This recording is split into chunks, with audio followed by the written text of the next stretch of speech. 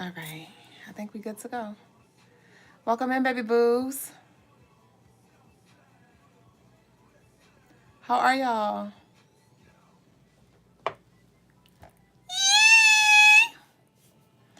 Welcome in, babies. Peace, my loves. How are y'all? Hey, Ray. Hold on, I did pin it. Oh. Peace, EJ's Creation. Welcome in to y'all on TikTok. Who we got here on TikTok? Zinga and John, Tony, Macaroni, all real, no phony. Kyla said, I made it, Ashay. Welcome. Y'all know I've been doing good. I've been doing good. Okay. Y'all know I gotta give me my flowers for the little wins, because this be big things, big things popping and little things stopping, because y'all know it be a struggle when it comes to the time when I've been joining the live, but I've been consistently showing up between 8 and 8:15 since I told y'all. I stood on my word, and I'm proud of me, because that's a big thing. That's a big thing. Ashay, you said, and the YouTube notifications are much better than Instagram. Ashay, for sure. Welcome in, y'all. Let's get them likes up. I need y'all to comment and drop some hearts. Drop your red, not red. Y'all could drop red because it is Venus, so we got that love energy. But y'all pink and green hearts. Drop your pink and green hearts. That's your attendance check-in. That's how you punch the clock. Punch the clock, okay? Drop your hearts. Punch the clock. Let us know who we got in here. I am doing well, Ray Bay. Thank you. Peace, Jessica. Graffiti. Welcome in. Thank you, AMC God, with the likes. I shade to that. I shikes. We about to be getting started. Lately, I've been starting at 8:18. That's my birthday, and so we just gonna keep on flowing with the 8:18 flow. I shade, y'all. So I'm talking all that crap. Let me make sure I'm ready to go. Okay, so we got the daily energy there. Hold on, let me plug this moon in real quick. Let me plug this moon in real quick. All right, we good to go now. Good to go. I've seen a dance before, but I never seen a dance like this. I've seen a dance before. And all right, y'all, I'm turned up today. Oh, hell, bitch, I missed it. It's okay. All right. I shade to the hearts. You already know. You already know. Hey, our driver. Leo, hi. Hi, you're Leo. All right, let's go ahead and start. Welcome in. You say you're happy tonight. I am. Goddamn. But welcome in, y'all, to the Crystaline Mars show. I am your co-host, Mrs. Duüblé Jones. I am the lady with the stones, the come heres, and the leave us alones. And I am a spiritual guide to assist you in any way that I can. So head over to CrystalineMars.com and book your personal ritual, book your personal reading, tarot reading, a birth chart, past life regression, soul recollection, your spiritual jewelry. Don't know if I said that. Your spiritual tools. Don't know if I said that. CrystalineMars.com. Don't know if I said that. We offer free shipping for all U.S. orders over $75. Let me hear you woot woot. Let me hear you holler. Nonetheless, meet us here every night, y'all. We grow live between 8 and 8:15 p.m. Eastern time. So y'all turn your notifications up. YouTube, let's get the likes up. YouTube, let's get the likes up. TikTok, let's get the likes up. Thank you kindly. Love you blindly. But y'all meet us here every night. Turn your notifications on, as well as head over to our YouTube channel and subscribe if you hadn't already. I will be dropping a 12/12 video very soon, as well as a full moon in Gemini energy video very soon. So y'all tune in so y'all can know what to expect and how to connect with the energy, because it's very, very, very, very, very, very, very beautiful energy that we have here. Thank y'all. To all of y'all, our OGs who show up every time or every chance that you get. Thank y'all for sharing this space. It wouldn't be the same without you. It really wouldn't. Okay? And so thank y'all. And I send all that y'all send times a million. All of the love that y'all show, from the orders that y'all place, from y'all bookings, from the hearts in the comments, from the likes, from the lookings. I send it all back. I see you and I feel it and I return it. All right. Thank y'all so much. And so let's go ahead and move on with the message of the day, y'all. All right, y'all. So the message of the day is, what was the message? What was the message?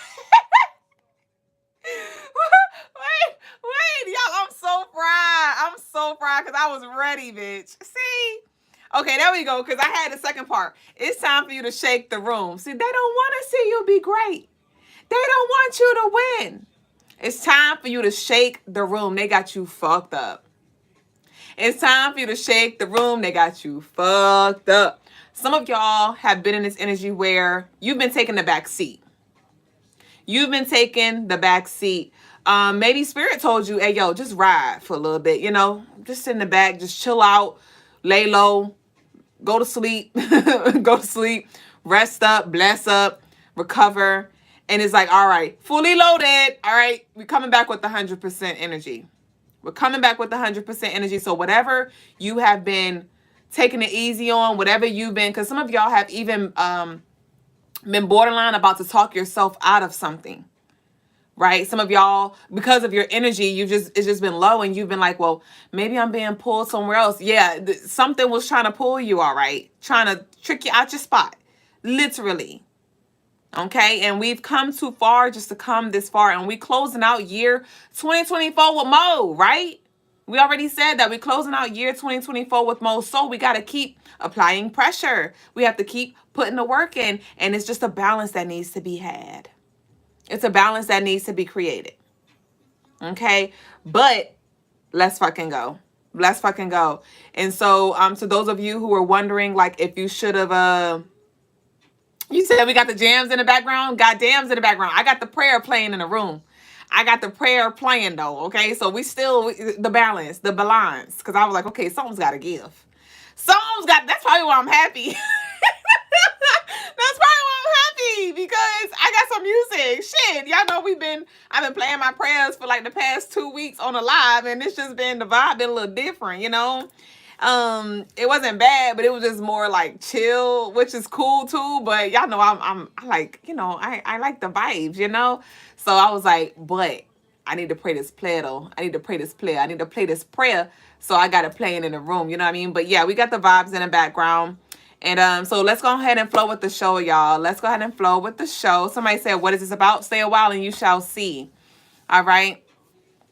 But welcome into all of y'all who are joining. Peace, Karen. You said good morning. Who we got in the building? Y'all drop your state. Drop a city if you're feeling great, you know. But who we got in the building today?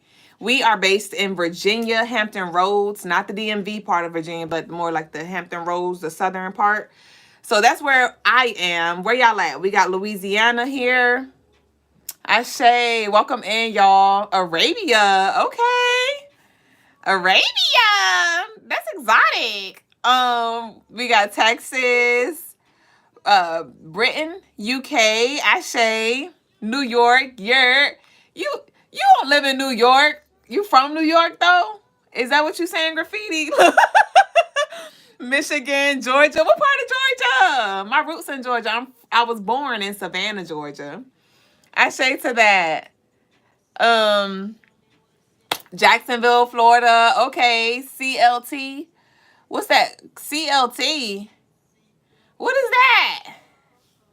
Shiitake, get the hell out of here before you get blocked. Okay? But y'all, let's go ahead and flow with the show. So I want to go ahead and get into the daily energy. So he said CMT International Gang. I would love to meet y'all, man. I'm manifesting a future meet and greet. I don't know what the hell that would look like, but I want to gather in a space with the masses, you know? I really desire to gather in the space with the masses, with all of y'all asses. So, I would love to see y'all in real life, but until then, we could have the little virtual, you know what I mean, long distance relationship. Ain't no catfish though. What you see is what you get. Okay, it's no filter. I don't got no makeup on, right? I ain't faking with the energy. No cap. My moon in cap, but I ain't no cap though. So you get what you see, you know. But until then, we could definitely do the virtual thing. Ashe, we got South Carolina, we got Russia. Ashe. You said me too, like a weekend retreat for sure. I was in the works. I was cooking something up earlier this year with some of our OG lovelies. They haven't been here in a while. The masterpiece, not speaking of, It's your birthday! Y'all, it's Masterpiece Empress birthday today. Right? Yes! It's your birthday! Y'all gotta say happy birthday to my baby boo, right? That was you, right? Because I always mix you up with another lovely and I don't know why. That was you, right? Yes, it's Masterpiece Empress birthday. Merry solar return to you, baby boo. But yeah, I was cooking up something earlier this year and my spirit was like, not the time, Duüblé, not the time. Because it was going to be like a divine feminine and masculine, like a retreat. And I would have loved to, I was going to do the feminine side and I would love for Brother Logas to do the masculine side, but I think I was just getting a little ahead of myself. And so we didn't do that because definitely when it comes to the retreats, that has to be, organized. And I definitely want to come with value. And it's a lot of moving parts. So that's not just something that you just hop, skip, jump and come out with. So in the future, that's in the works. That's in the works. So y'all stay tuned. They saying happy birthday over here, baby boo. We got Atlanta in the building. I just got my OG deck in the mailbox. We lit. We are lit. I shade. I motherfucking shade. Y'all get y'all OG deck on CrystallineMars.com. Oh my gosh. I love that for you. Peace, champagne. Ashe. All right, y'all. Yeah, they saying happy birthday over here on TikTok and YouTube. But yes, y'all. Hold on. We got ball drop playing in the background. When that hate zone where they start telling lies. We were supposed to be getting into the daily energy. It's that new money, let them calls drop. I cut my bitch off when the ball drop. All right, so daily energy. Let's go. Let's get into it. Yeah. Ooh, yeah. Ooh. Okay, so interesting. So tomorrow's energy is very, very interesting. Very, very interesting. Very much next level. Okay.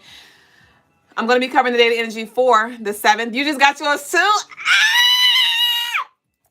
right. I got me turned up. But the daily energy 7. So 7 in numerology represents what? I'm putting y'all on the spot. 7 in numerology represents what zodiac sign? Okay. I'll take 2 options. Let's see what y'all got.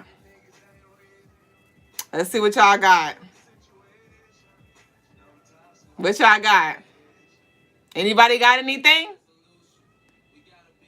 Oh, y'all are annoying. Anybody got anything? Peace, Mexico. Okay, we got Leo. How did you get Leo? I'm interested to know. Where did you get Leo? Or did you just say eeny, meeny, miny, Leo? Okay, we got Virgo. Leo, Virgo. Okay. Where are y'all getting this Leo, Virgo energy from? Share with me. Okay. Gemini, Cancer. Where are y'all getting these numbers? Where y'all getting these things from? Okay, I can see the Gemini, Cancer. Taurus, Sagittarius, and July is Leo. 7. Yeah, I can see why y'all got the Leo, or, well, somebody said Cancer. Okay, we got Libra. I can see that. 7th house. That was one that I was going to accept. The Leo. Okay. Anybody else? Aquarius. Okay, I mean, Aquarius is the opposite of Leo. Where y'all getting these numbers from? Or these zodiacs? But, okay, let's go ahead and move on. 7 represents Pisces as well. Okay? Pisces. That's where I was going. Pisces. And you can say, Leo if you want, right? Because Leo is in that 7th month. But according to numerology, it's not Leo. It's not Leo. I would also say that Libra is as well, because Libra is 7th house energy. So I'd say between Libra and Pisces, okay?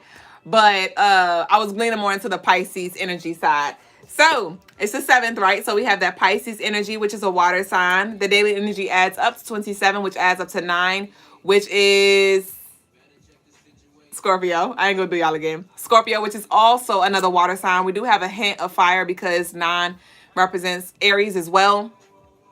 But the moon is in Pisces. as well. So we have that double Pisces energy, and Pisces governs like spirituality, um, imagination, very giving, very beautiful energy in the spiritual realm, and us feeling that and feeling connected to the ethers. And so I channeled on this day that this will be a great day to do something nice for somebody that you love. Okay, Pisces are very, very giving. Pisces are very, very giving. Look at you. It's what I'm talking about, ending of a cycle. Hold on, because that's the next bullet. That's the next bullet. Okay? Literally.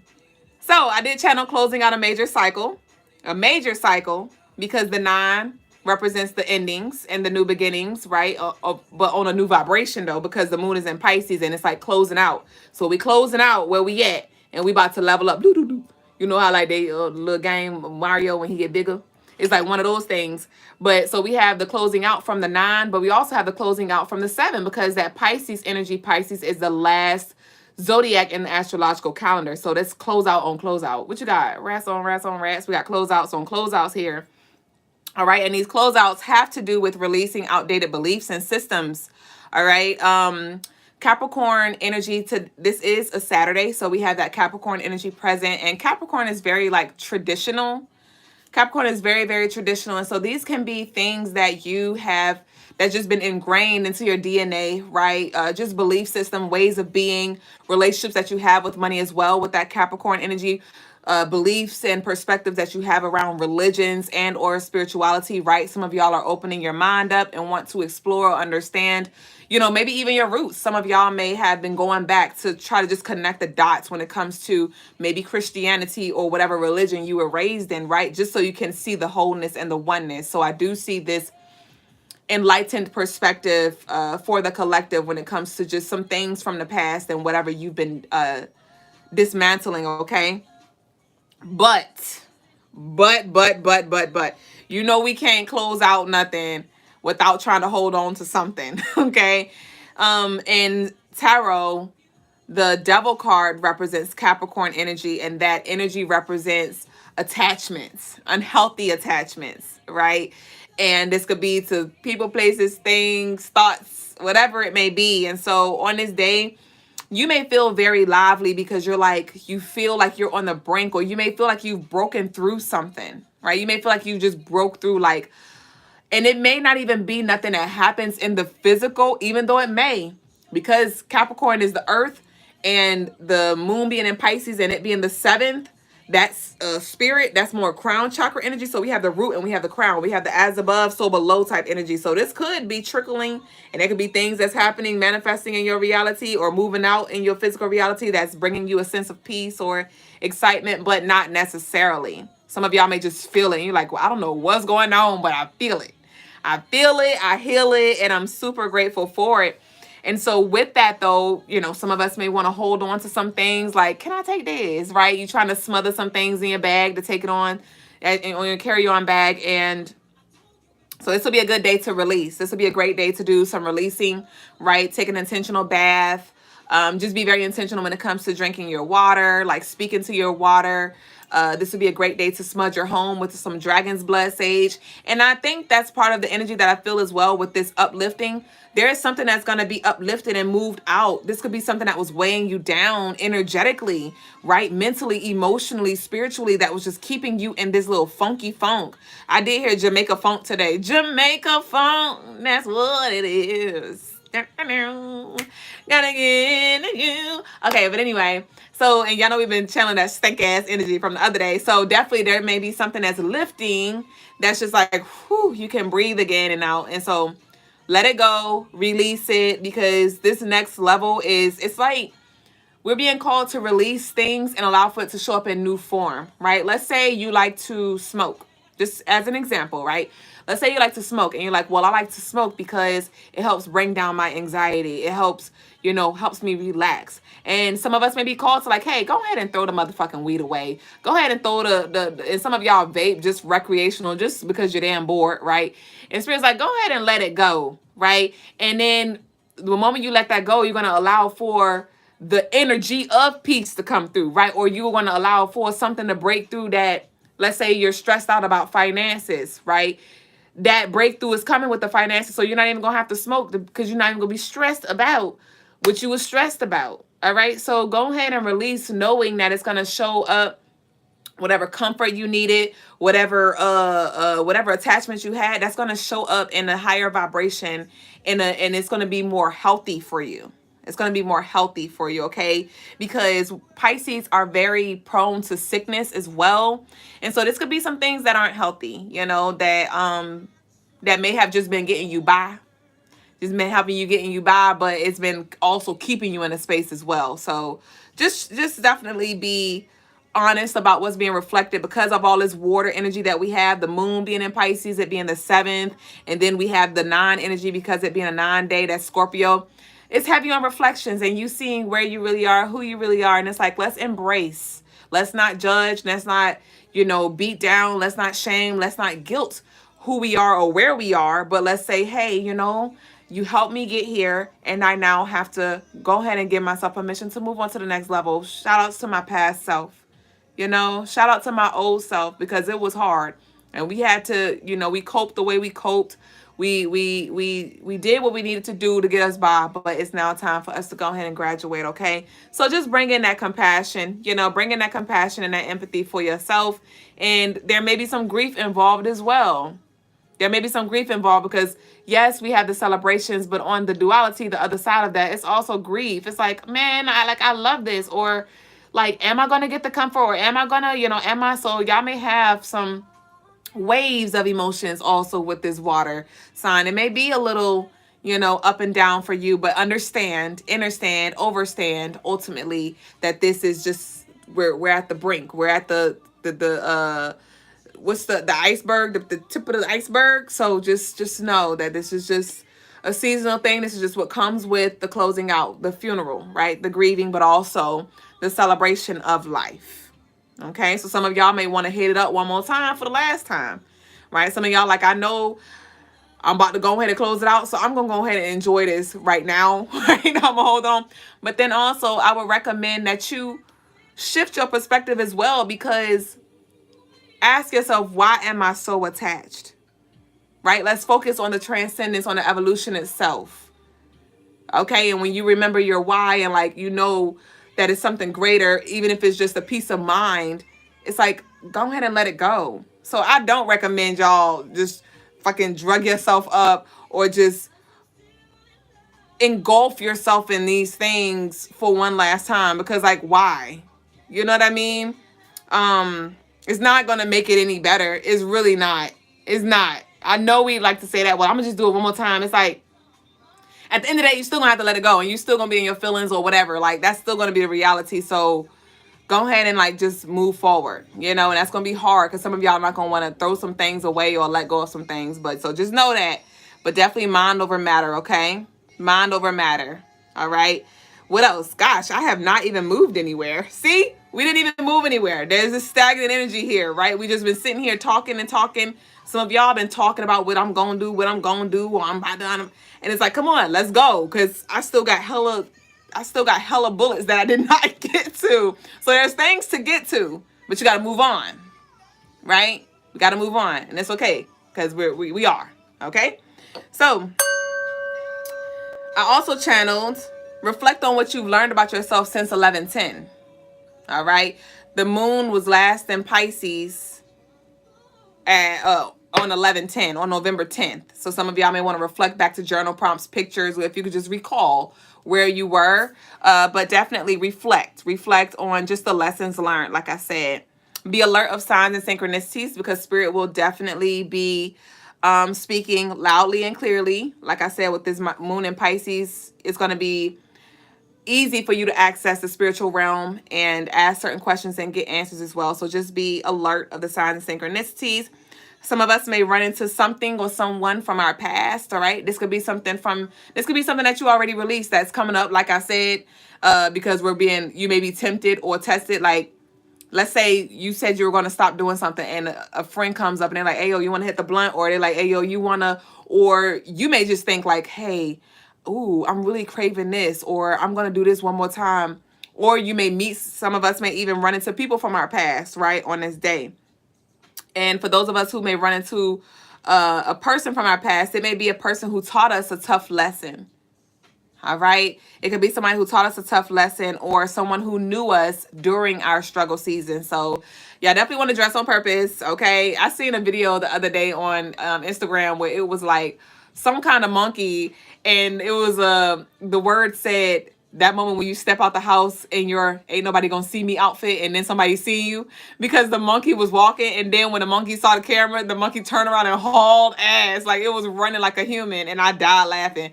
So some of y'all, you may be in an energy where you're like, well, I'm just running to the stove. And you may run into somebody and be embarrassed and trying to put the damn, mask on, right? So dress on purpose for sure, because you may run into some energy and you don't want to be looking crazy, right? And lastly, some of us may find ourselves being very sensitive to other people's energy because the moon is in Pisces. So the crystals for the day are celestite, onyx, and selenite. And the colors for the day are black, gray, and white, y'all. So we're going to go ahead and move on to tarot tea time. To the lovely who keeps asking, can I get a reading for Aries? You sure can if you send in a love offering. To everyone, I'm about to get into personal live readings. We do have one lovely and cute masterpiece birthday baby boo, but I do have a few slots open. It is a $15 minimum. You can send your love offering in Cash App, PayPal, Apple Pay, or Zelle. And then after I finish those personal readings, we'll be moving into I was wondering if I had my pendulum on me. I thought I had grabbed it. We'll be moving into the collective reading, which is free of charge. So y'all stay with us nonetheless. I wanted to ask y'all as well, when it comes to me reading your questions aloud, how do y'all feel about that? Like, would you rather me not read your question aloud, or do you not care? I'd like to get y'all feedback today because I was talking to someone. I was talking to my mom, actually. And I was like, well, the lovelies never said anything. But I was like, let me ask. Would y'all rather me not read your questions aloud? Because I know, like, Blaze the other day, Blaze wrote her question in the anonymous box, and she was like, please don't read it out loud. But for the most part, y'all just leave y'all questions in the chat. And I'm like, well, if y'all leave it in the chat, it's not private, So I just wanted to know, though, if y'all cared or not when I read your Fawn talking about something not out loud. Fawn, you don't even be getting readings, Fawn. Let me not, though. But Fawn, you don't even get readings. Fawn, you don't even get readings. But I guess you're just speaking from your personal perspective, but okay. Fawn talking about not out loud. What? But okay, Ashay. I'll take the feedback. All right. Melanator said, I don't care. Ashay. Fine. Don't be over there fucking crying and getting all sensitive now, Fine. I'm going to talk my shit, Fine. Fine, like, damn, I already don't say nothing. I be in the cut and Duüblé. You going to do me like that as soon as I say something, Fine. I had to say it, Fine. I love you. Fine, it's okay. Fine, talking about I did once, I will again sometime. I was not saying that so you could feel guilty for not doing it. I just had to talk my shit because I'm like, how you gonna say that? You don't even get no reading, But it's okay. Y'all know it's all love. I'm gonna talk my shit. I'm gonna say bitch 1 time or 10 times, and it's never personal. I just want to lighten up the mood. And I'm most times I say what I think, okay? So it's all love nonetheless. AMC said not out loud if I put a name on it. If I put a name in it. Yeah, I don't do the names. I blur, like, say somebody be like, is Jaquel gonna call me? I'll be like, is Jay gonna call me? I don't put Jaquel out there, Whoa! But okay, y'all. Thank y'all. You said I don't mind, but I'll specify. Okay. I love y'all. You said I'm good. Okay, great. That's all I wanted to know, Fawn. Because I'm like, Fawn, I ain't got time for you to be crying at night saying Duüblé hurt your feelings. Okay? So great. I love that. Okay. You said we know your intentions are pure. I sure? Okay. So let's go ahead. Okay, I got a reading from lovely baby boo. So masterpiece, baby boo. Want to know what's next. Baby boo want to know what's next. Okay. Let's see what we got here. Fawn said, well, when I do send my reading, though, don't read my shit out loud. I got you, Fawn. I know for you. I got you, Fawn. All right, so masterpiece, what's next? Hold on. OG? Masterpiece, you love the fucking OG deck. Come Come on, let's go. We're going to do it just for you. We're going to do it just for you. What's next? You need to order your own goddamn deck? Hell. I say y'all. Thank y'all for the likes. Let's get the likes up, YouTube, please. And thank you. I love you all. I saw. What we got here? What's next for Masterpiece Empress? Thank you so much for your wait, what? Olivia said it grips like a special ed student holding the class hamster. I do not understand what that meant, but thank you for the super chat. I sent it back times a million. Did you call for readings? I sure did. Last call for alcohol. Go ahead, send your love offering in. It is a $15 minimum. Yes, I got it. Thank you. Ah. Oh, you say you get it? No, I don't get the joke or whatever you was trying to say. All right, y'all. So let's see. What's up for? What's next? We already know it's up. So what we got next? We got 555 in reverse. Okay, hold on. What's this? Okay, it feels unexpected. We have this weekend. Huh? Hold on. Okay, we have wolves in sheep's clothing. Oh, okay, so what's next for you, Masterpiece? Okay, with this 555 being in reverse, you know fives, the reoccurring fives, that typically symbolizes change. And what I get from with this 555, we got this weekend and we got wolves in sheep's clothing. What's next for you is you definitely are walking into your unapologetic era.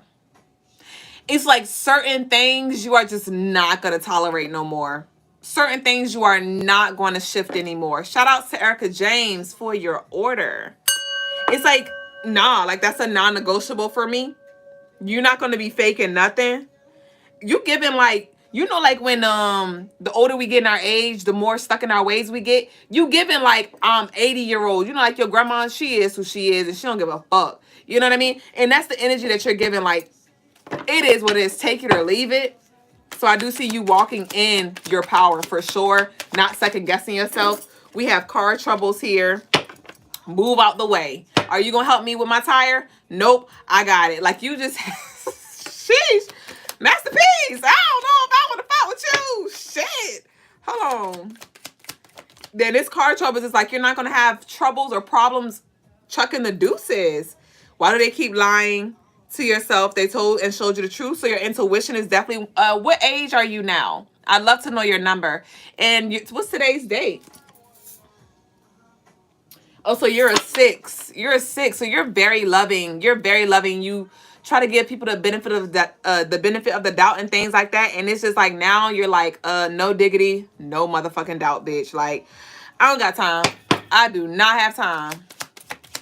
3811, yeah, fuck that. Master number 11, you're moving into this mastery energy. And that double 11, that's double Leo. Makes sense why I said what I said, why I feel how I feel. Because you're like, yeah, I'm going to go ahead and make the necessary moves, right? You moving into leading yourself. Okay, you moving into your woman king kind of energy here. And not saying that you want to allow yourself to be led, but you're getting more clear on your vision and taking the necessary steps. We have plan ahead, speaking of. So your intuition, yeah. And that makes sense because the 11 is the king vision, the visionary energy. So with this plan ahead, why they keep lying to you, wolves in sheep clothing, this is like nothing's going to be able to get past you. Also, when it comes to foresight and vision, it's going to be, you're going to have a lot of premonitions. You're going to be able to see your timeline a few steps ahead, which is going to give you time to prepare and plan. So when it comes to unexpected changes, they're not going to be unexpected because you are already expecting them because you already synced it. You already synced it here. So I do see that for you when it comes to just how people move, when it comes to people's intentions, when it comes to doors that are opening, doors that are about to close, or whatever it is, like your intuition is about to be on fire. What we got here? We got promotions. This is beautiful. I told you next level. This is next level. Oh my gosh. So this is definitely going to be a very transformative year where, woo, It does, yeah. Heaven Sent, just playing by Keisha Cole, and I feel like some swirls in my heart.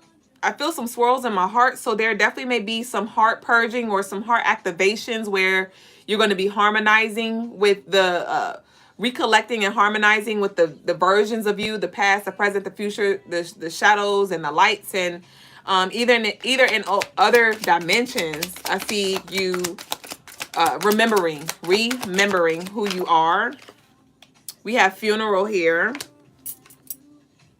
And we have seek a mentor.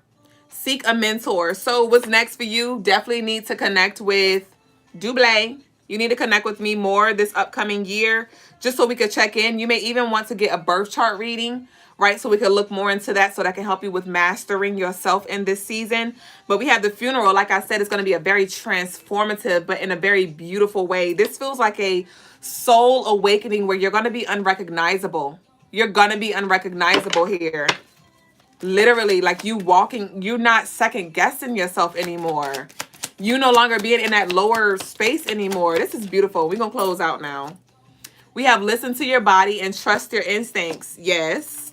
And we have Oba here. So what's next for you? Definitely anybody who does try to cross you, they're going to fuck around and find out times a million. Oba Nani is definitely going to be watching over you this upcoming year. You may want to connect with her, familiarize yourself with her. She does have that that 9 energy as well. That's Oba's number. You may even begin to see pinks like magenta as well. I don't know if you drink, but she loves wine. She loves wine and like the finer things in life. So yeah, you're moving into this finer type energy here. We have unplanned pregnancy. It was in reverse. Again, like I said, none of it's going to be unplanned, because you're going to know, you're going to be creating, and you're going to know because you're co-creating. So it's not a vision that was given to you. It's a vision that you have for yourself, and you're just going to be doing your spiritual work, doing your physical work as well to create that. You say, I love my Reels wine.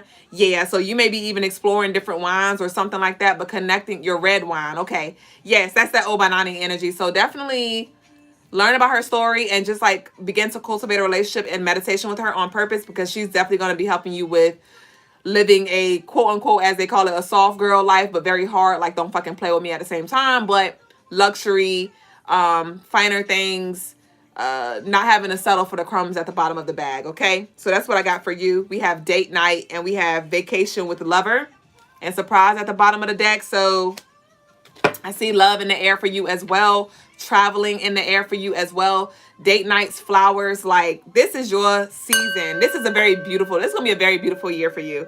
So that's what I got for you, Masterpiece. Thank you so much for booking. I'm talking about booking. Thank you for your future bookings, but thank you for tapping in today, because I thoroughly appreciate it, tapping into your beautiful energy. And I speak prosperity, abundance, bad and bougie over you, even though it's already in the stars for you, Ashe. So that's what I got. So we're now going to move on to the next lovely baby boo. Ashe. What the hell y'all talking about on YouTube? I don't know what y'all talking about. James, I don't know what you're talking about either. Get out of here. Y'all sickening as hell.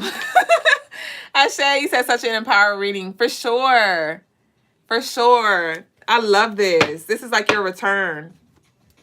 Okay, so next up, I did get another love offering. You said it's an opening? Yes, you're signaling so. Oh, somebody claimed the clarity bangle. Ashe! Y'all, we still have the 40% off of this opal light piece available on CrystalineMars.com. It will be going full price tomorrow. It will be going on sale. Well, it'll be going back to full price tomorrow, but it is, did I say 40? But 20% off. 20% off of this piece on CrystalineMars.com until tomorrow. But let's see what we got here, though. We got Ashika. What kind of reading would you like, baby boo? Do y'all notice anything different? Hold on. Do y'all notice anything different? Shiba said, thank you for my free weed. Free read? Not free weed, bitch. Ashe. Do y'all notice anything different? Let me see who pays attention to Duüblé. Do anybody notice anything different about me and my physical appearance? It's 3 different things. You may not notice 2 of them or 1 of them, but let me see who be knowing. Let me see who be knowing. You said the glow. Ashe. Ah! Guave said nose ring. Yes, y'all. So did I share that with y'all? No, I didn't. I shared that for the daily energy. But yes, y'all. So I replaced this. So I had silver piercing. So I had the introductory pieces. So when I got the piercing, whatever I bought when I got my piercings, I had them in. So y'all know I always had the horseshoe, but it was a silver one. I got a gold one today. I got the hoop here. This is my first hoop piercing. So I got a hoop here because I used to have the silver horseshoe with the 2 studs. But I did on the left side, I got my hoop. Who got a hoop? What my hoop, baby boos? So I got the hoop, which I was very intentional, right? Because the circle represents the feminine energy. So the left side, I got my hoop on my left side, and then I got my my stud, right? My divine masculine on my right side. And so I have all gold piercings, and they're super cute. Let me get a little closer so you can see. But this is how it look. And I have like the little arrows. My other one, it had little circles right there. But that's how it look, y'all. So I'm excited. And to those, the lovely over here on YouTube who asked, they said my teeth are really pretty. What's the secret? Thank you. I guess the secret, I mean, what I do for my teeth, I need to start oil pulling. Anybody oil pull?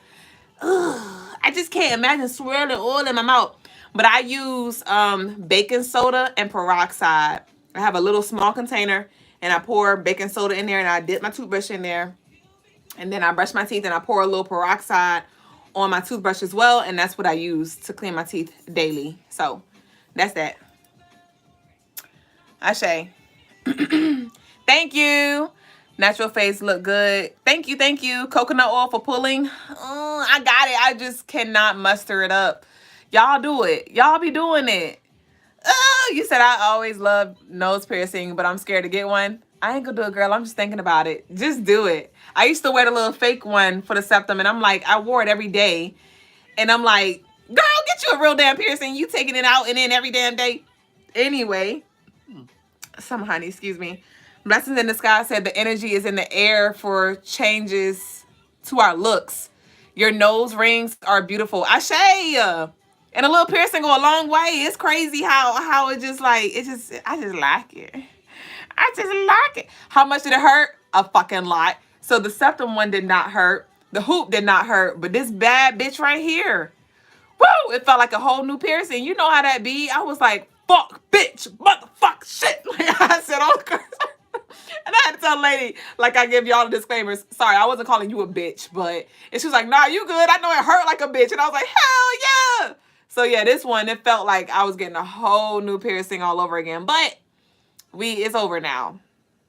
You said black seed oil, no need to spit it out like cocoa. Black seed oil, this is motherfucking bad, bitch. Okay, but come on, y'all. Let's go ahead and let's go ahead and get into it. Okay. We got Ashika, career reading. Ashika, career. Where you at, Ashika? Ashika, show yourself. I did say that earlier. You may have shown yourself and I may have missed it. Peace, Rajiv. You said black seed swish. You got a new piercing 3 days ago? For real? Where at? Ashika. Career. Little sweat and never hurt. Okay, you did say something earlier. You said something. Say some more. Okay, let's see what we got. Career for Ashika.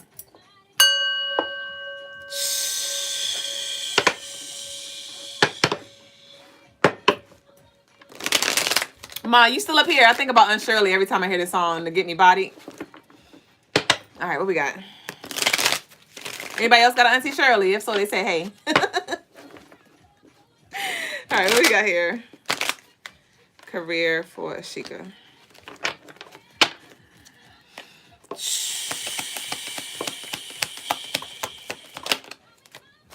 All right, so we have the Hermit, we have the Two of Swords, and we have the Page of Coins. So it does feel like you just need to really be honest with yourself when it comes to what you want to do.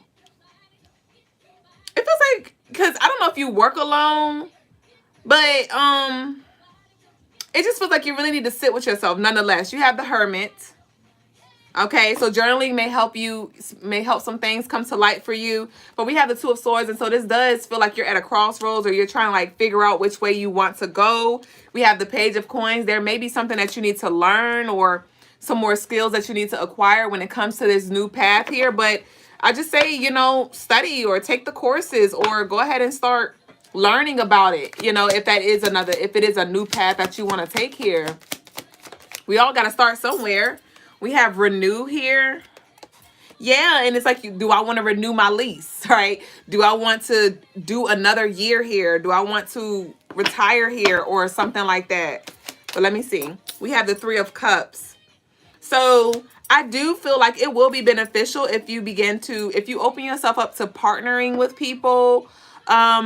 Yeah, it does feel like with this Hermit, you like to be by yourself, or you like to work alone or something like that, or you feel most productive, maybe because you just don't want distractions, or you just like your space here. But we have the Three of Cups, and so Spirit is calling for you to open yourself up to doing business or working with other people. It could be creative endeavors as well. It could be something on the side. It don't have to be your main job, but it does feel like with this Three of Cups, Spirit's calling for you to open yourself up to partnering and doing business or work with a group of, people, or just different people. Okay. We have the Six of Cups here. Okay.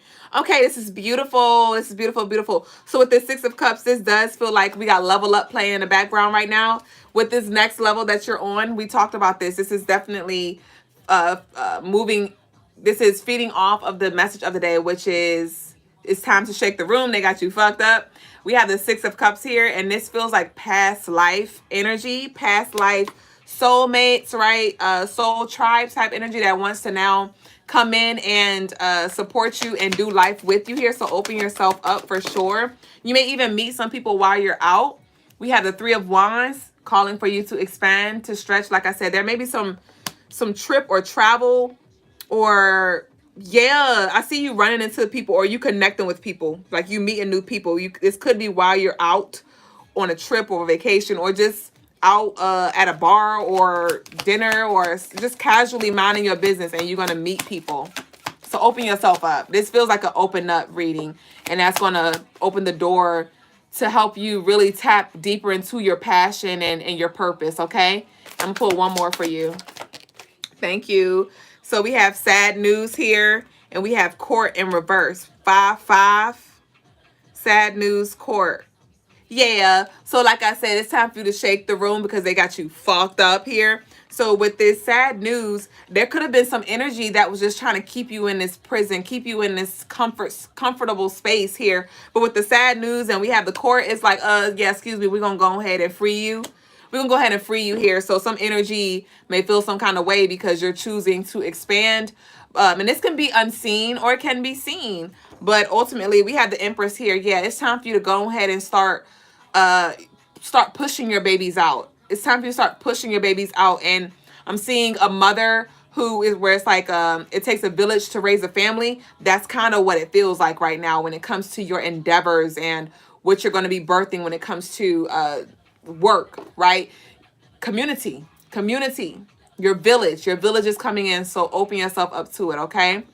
You say, yes, I failed my test for massage therapy. Okay, well, let's just study some more. If that is a path that you want to go down, let's take our time. Let's take our time.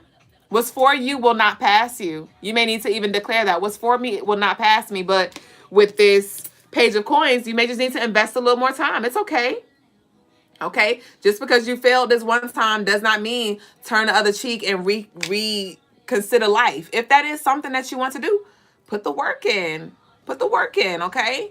Because you may actually be called to heal and do work spiritually through your hands and massaging and things like that. So just sit with that and ask yourself, am I just doing stuff because I don't know, right? You may even benefit from a birth chart reading on CrystalineMars.com just so we can look more into your destiny and look at your energy and your placements and the influence so we can navigate this space in a way that is effective and ultimately can lead you to success and regardless of whatever path you want to take, okay? So that's what I got for you, lovely. And I believe that closes up for our personal reads of the night. Let me just confirm real quick. Yes, sir. Can I get your grills? You know you want some more, girl. So come on. Anybody smoking right now? If so, hit it for me one time. Hit it for me 2 times. Hit it for me 3 times. Let's get it. All right, hold on. We got Keys to the Ignition playing in the background. Like, let's go. Hold on. Okay. Yeah, it's just gonna take a few tries. I just typed the wrong password in like 5 times, but I finally got it right. So let's go ahead. Peace, Blaze said, hey, baby boo, did I say hey to you earlier, Blaze? Peace, baby boo. I am doing well, because I know you like to ask how I'm doing. You said, I'm getting anxious, laugh a lot. My package is taking forever. Oh, everybody else got theirs, too. Ashe Blanco said, that's for sure. I failed my RRT test the first time, and out of fear, waited, but ended up taking it and passed. So what's for you is for you, for sure. You said you sent in for a reading? When did you send in for a reading? When did you send in for a reading? How did you send it in? I don't see anything. How did you send it in, Honey Ivy? Welcome in, y'all. Welcome in, TikTok baby boos. Thank y'all for the likes. What going? What the going? Okay, let me shuffle these cards up. Yeah, I don't have a reading. I don't have a. You sent it through PayPal? I don't have a reading from you. I don't have anything from you. When did you send it? I don't have it. Yeah, all I see is Vita Vita from the other day. All right, y'all. So, unfortunately, we gotta go. If you don't respond fast enough. But if y'all still rocking with us, I need y'all to drop some green hearts down below. Heart check. Heart check. Heart check. Ashe. All right, Miss Miriam Campbell. Miss Honey Ivy. I believe that's your name, right? I'm over here calling you Miriam Campbell. I think that's you, right? Miriam! You said you're not drinking your tea? Thank you, Blanco! Thank you! I love you. See, that's why I love y'all. Community. You said under Jasmine Mars. That's me. I don't see it. But y'all, so my tea came today. I'm so excited because I really feel like a herbalist. I'm not a herbalist at all. But I ordered like so many teas and they're like big ass bags. I had about 10 bags of different teas. I got my chai tea today and I put them all in their containers and I labeled them and I got them in the cabinet. So it's just like my cabinet is decked out of herbs and I feel really good. My Capricorn really loves connecting with the herbs and having herbs and drinking them and things like that. And so today I was like, y'all know I normally have my conjunction function. And I was like, I need to try different combinations. I like doing the same thing, you know, very Leo fixed sign. I'm 818 at that too. Like, so I'm very fixed. But today I was like, let me switch it up. I did add my hibiscus because I love hibiscus. So I did add that as my staple. But right now I'm drinking hibiscus. I don't know how it's going to taste. I just did it with intentions. I looked at the properties and I was like, okay. So I got hibiscus. I have lavender, which are my OGs. But I switched it up. I have valerian root. Did I add valerian root? Bitch, I don't forget what I don't put in here. Valerian root. I believe it's valerian root and nettle leaf. I don't know how it's going to taste. I added the hibiscus because I like the red. I like the red teas. And I just feel like without the hibiscus, the tea just don't taste good. But I'm going to do it one day. And I added cinnamon. So I'm going to see how this tastes. This is my first sip. It's my first time doing this conjunction function. And I hope it tastes good. Ashe. You say yes, I type slow. I didn't get it. I did not get it. I did not get it. All right, so I just want to stir this real quick, and then we're going to move on. Ooh, and I got to burn the incense. I need to buy some more incense. What's your favorite incense? I love the Palo Santo one by Satya. but it smells so freaking good. I forgot that I love that one, and I found it the other day, and I was like, my first love and my only love. Oh, long as I live, oh, you will always be my first love. Okay, so you said Rose Nog. I love that one. Golden Nog. Ashe. Love spells. You said love spell be them. What you talk about? You said crystals are amazing. My wife named Crystal. Ashe. Some people call me Crystal too. That's my other name. Hold on real quick. I'm gonna let that sit for a little bit. It does feel a little more on the earthy side.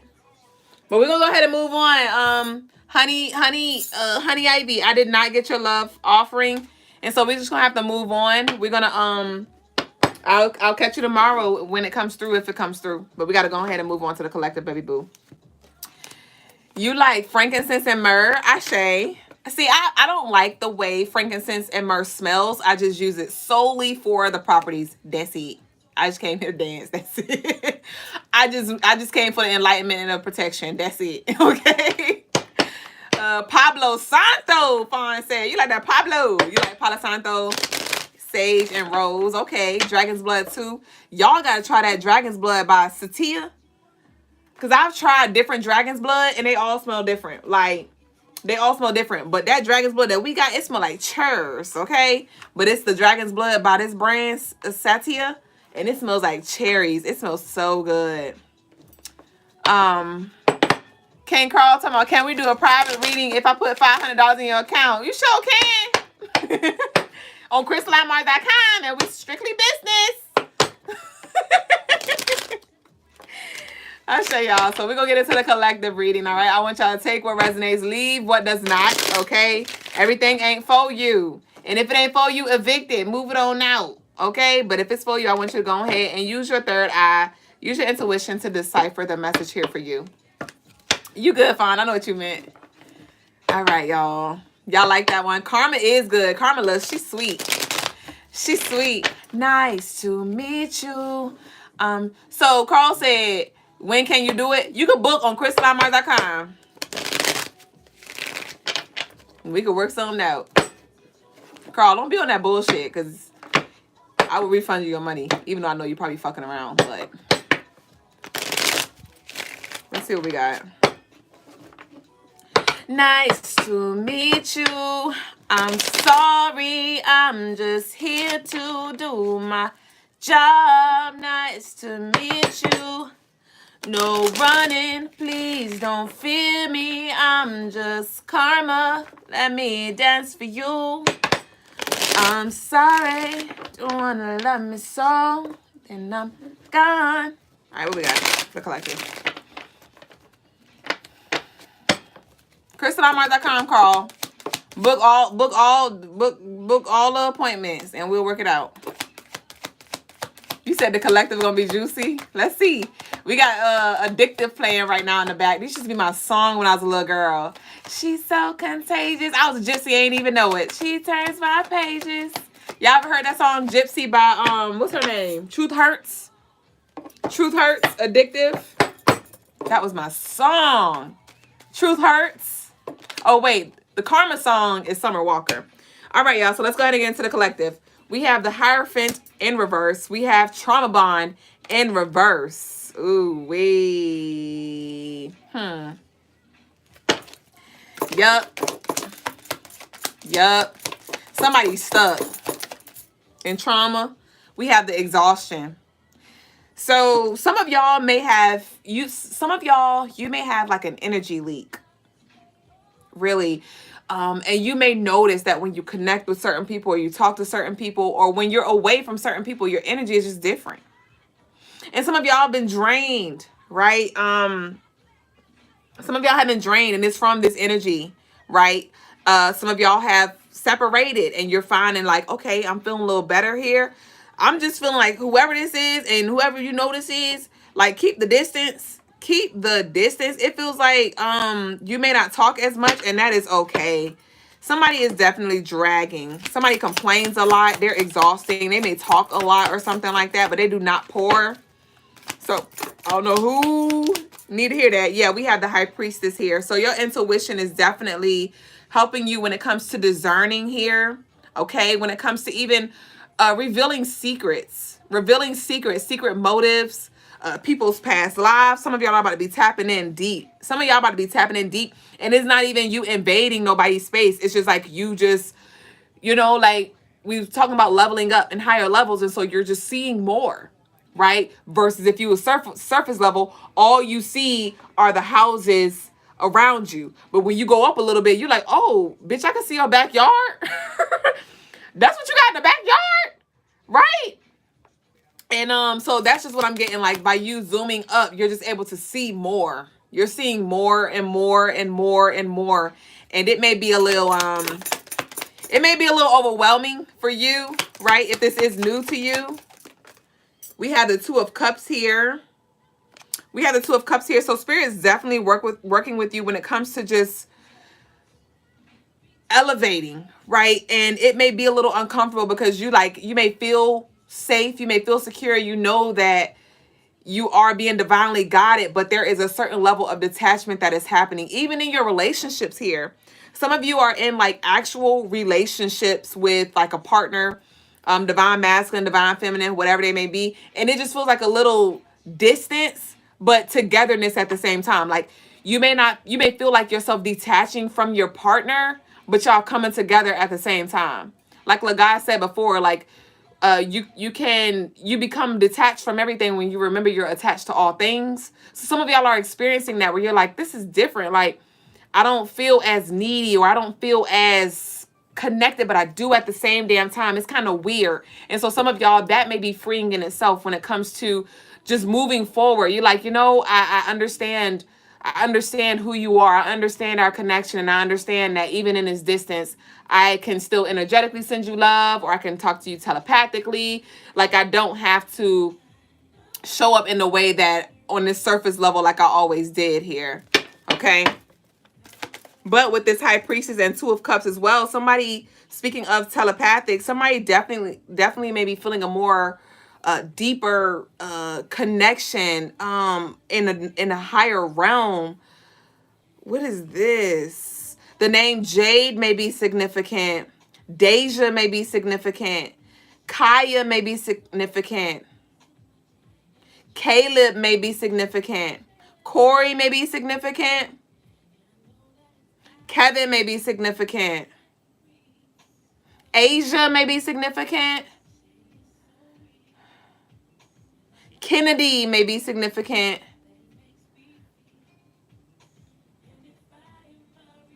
Josephine or Joseph. Okay. All right, let's get back to it. What came out? We have the Six of Coins. This is beautiful. This is beautiful. This is beautiful. Somebody hit the jackpot. This feels like jackpot energy. You got the Six of Coins and the Two of Cups. You're definitely, like, your frequency is definitely raising. And so that's why it's important that you be mindful of who you're bonding with. Okay? Be careful of who you're bonding with. Sexually as well. Because you could take 10 steps forward and 20 of them holes back. All right?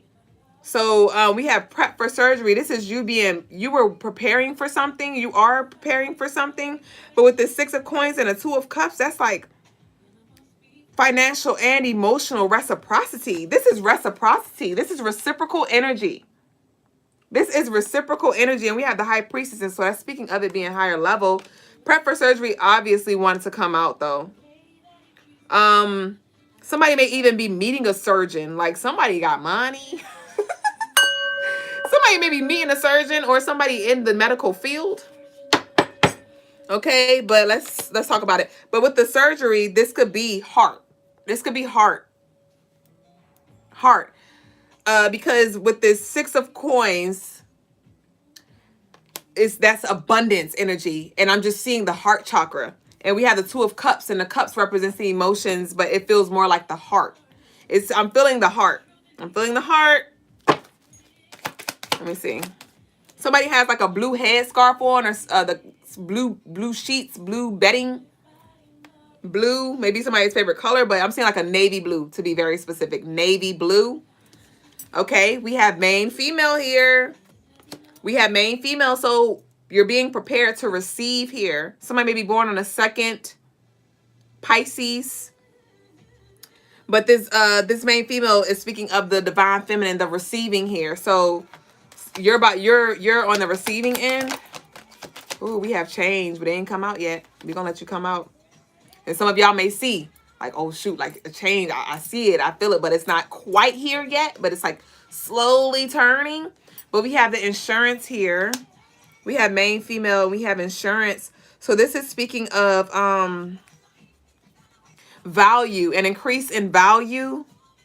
Increase in value. Some of y'all may have been showing up like just increasing your value by learning more, dressing better, speaking more intellectually, or whatever. It's like you've been adding more value to yourself, which other people are now seeing or feeling, and this is vibrationally is putting you at a different level here. And I'm seeing window shopping. Like a lot of people are not going to have access to you. I'm seeing somebody may be into fashion, or just now you may be trying to like explore your creativity when it comes to trying different clothes. But what I'm seeing is some like a high ticket in the window, and a lot of people passing by and they're like, oh my gosh, I want that on the mannequin. And then they look at the price and they're like, but baby, I cannot afford you, right? And this is not about money only, because that is a piece of it. But this is just speaking of like, just like I said, vibrationally. And so it's like the crows cannot fly with the eagles. The crows cannot go that high. They can, because they will lose oxygen. And so it's just like you're definitely going to be having some people, speechless to say the less. And you're going to also have some energy that, does not rock with you. They're like, $40. Some energy might be like $40, and some energy gonna be like $40. I'm gonna squeeze my little ass up in this, okay? There's some people who want to level up with you, or who want to pour into you, who want to invest into you, and they're like, $40, like, cool. Like, I'll go ahead and get it. I mean, I'm not quite where you are, but I'm gonna do the work because I want to go with you. Like, put me on the game. Like, I'm gonna humble myself and I'm gonna ask for something. You know what I mean? It's just giving this energy that if they wanna grow with you, they will. And so there's some people that's choosing. And there's gonna be some people that's refusing. Hold on, let me sip my tea. Not the Oracle giving OG vibes. Hold on. It just tastes like it got twigs in it. I don't really care for this. It's tasting real twiggy, you diggy? It tastes like twig water with a little bit of honey. But Ashe, and I'm sipping from my positivity cup. But a lot of the herbs that I have are protection herbs. A lot of the herbs that I am drinking on right now are protection herbs, and it wards off evil spirits and things like that. And so some of y'all may be doing the work to just ward certain energy off, right? You may be purging the negativity within you out. And so now it's no match here, but we have isolation. We have main female isolation. You said not twig water. No, for real. It does. It tastes like twigs. Ooh! So we have the justice here. We have the main female isolation and the justice. So some of y'all are tired of doing it alone, or tired of feeling alone, or it feels like somebody, you may even be a homebody, and you may have just grown comfortable in the space that you're in.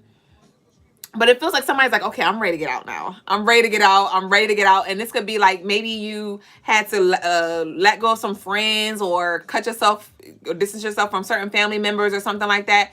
And now you're moving more in the space where, like, you know what? I do love the space that I'm in, but I would love to share life with some people, or I would love to do work with some people, or, it just got to be of a certain vibration though. It feels like definitely you're moving into that space where you're like, you're not negotiating. You're not negotiating anymore. It's giving Masterpiece Empress vibes, where it's like, I'm standing on what I'm standing on, and either you can get with it because what you see is what you get, and what you see, it gets better. Actually, it's not what you see is what you get. It gets better, but I'm not making you comfortable anymore. Like, because honestly, I was thinking about this earlier, and it was an idea of, for example, right?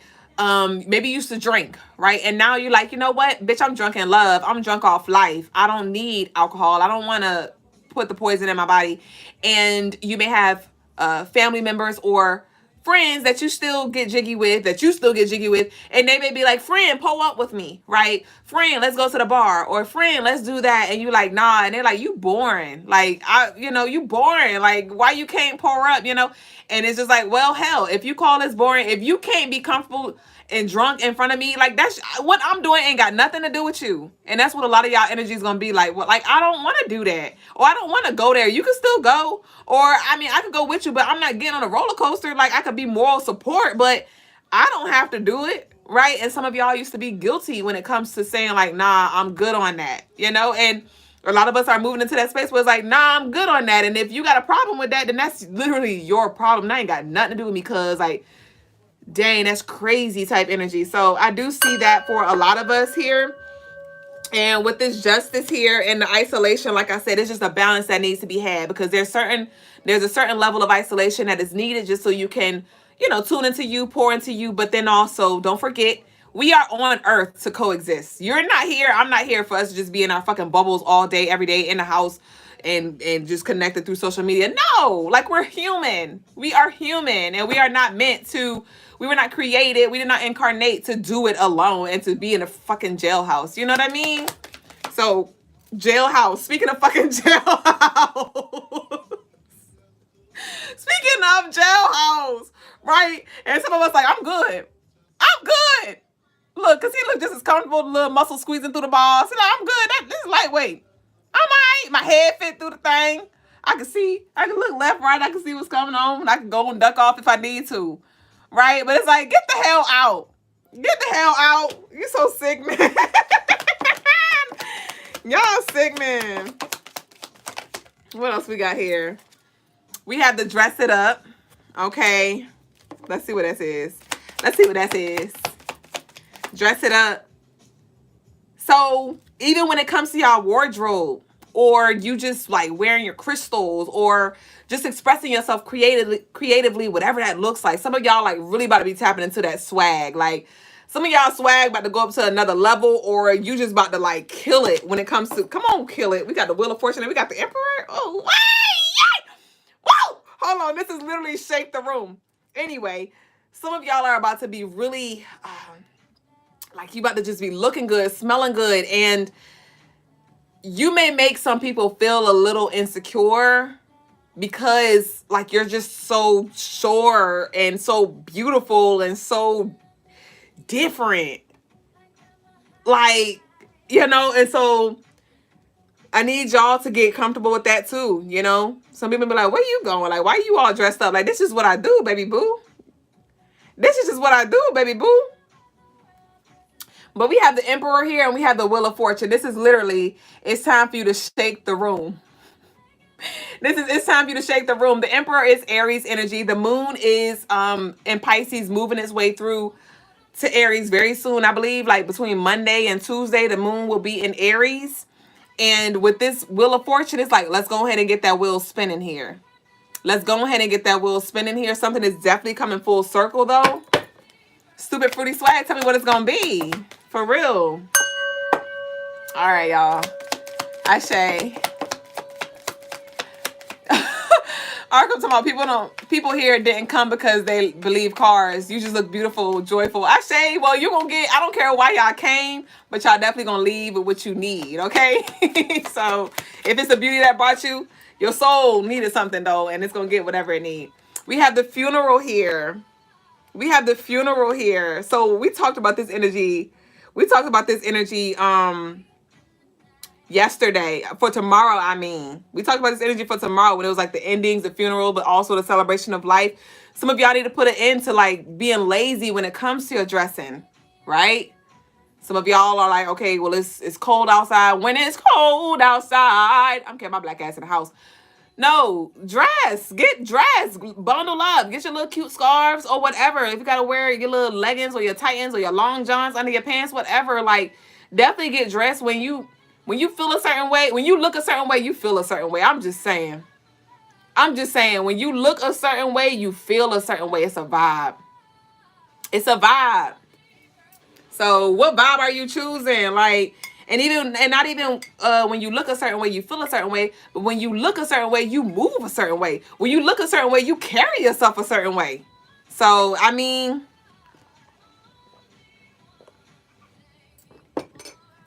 you want to be carried, right? You want to be looked at in this honorable way or this respectable way. But how are you carrying yourself?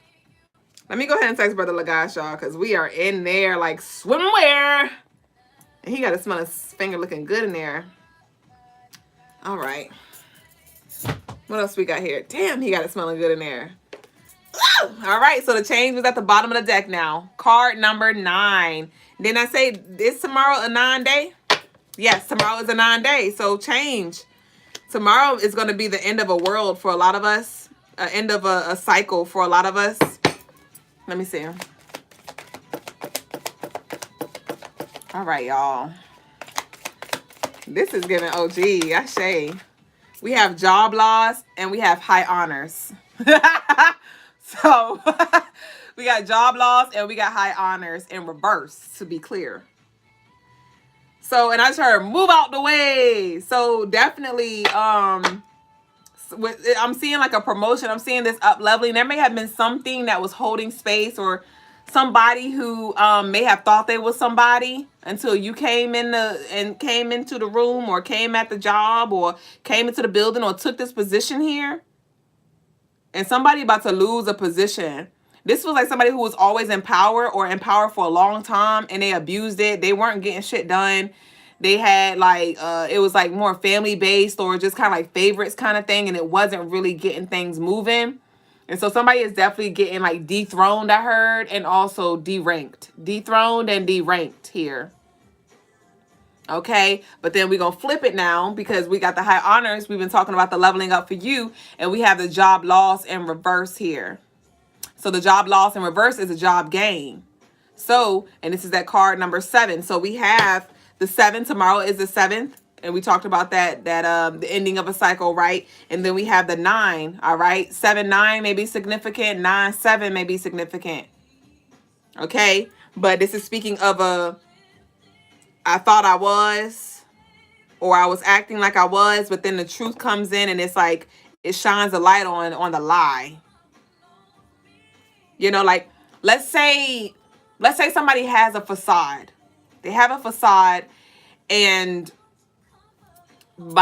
to the collective or to the people around or the boss or whatever, they looked like this star player or whatever, or they looked like they were respected or freaking praised for their authenticity or whatever it is that they brought. And then you come into the room and they're like, yo, like that is it.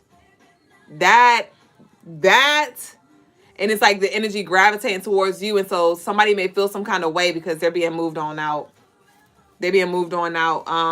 But for some of us as well, you may not even know this person. This may be something that's happening right now in a room that you have not entered yet. And so when you do enter, it's like, yo, like I'm seeing the star right now. Like you were what we needed. You were what we needed. Yeah, because with the justice, it's like you're bringing, somebody may be a Libra, Aries, maybe significant, Libra, Aries, Scorpio. But yeah, it's like you bring the balance here. We have family secrets. So this could be a family member that may feel some kind of way because you leveled up with this high honors. Okay, it could have to do with like your financial situation or like your job or something like that. Somebody may be a waitress or have like a low paying job or living like just living very like they don't, y'all have 2 different lifestyles. I'll say that. Y'all have 2 different lifestyles. And like I said with the high priestess, didn't I say there's some family secrets that are going to be unlocked and a lot of y'all are going to be seeing the truth here. So I'm seeing that for you. And you're like, well, I didn't even do anything to you, but it's not what you did, it's who you are. It's not what you did, it's who you are. But I mean, hey, what else we got? Yeah, we have Dream Lover playing in the background. And speaking of Dream Lover, did the King of Cups just come out? Okay, we have the King of Cups here. Okay. Interesting. So I do see you having or you cultivating the emotional capacity to deal with a child or to deal with somebody who is very childlike. Okay, this can even be your own parent. This can even be your own parent here, or somebody who's older than you, because the king is more elderly, supposedly mature energy, but it does feel like they may be, you know, a little up in age, but emotionally they're very low in age.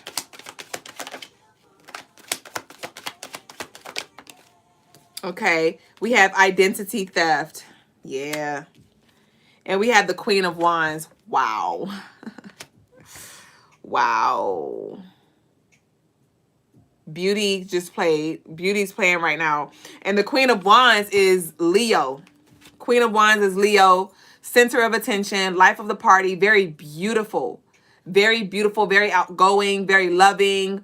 Very wholesome. Like just bringing this feeling of like, if you know a Leo, you know a Leo. And I'm a Leo sun. So if you don't know a Leo, hey, that may resonate when it comes to the energy that I bring, and like the love that you feel, the connection that you feel, the joy that you feel when you connect with me. And with this identity theft here, this could definitely be a little triggering. All right. Somebody may not be able to accept who you're becoming.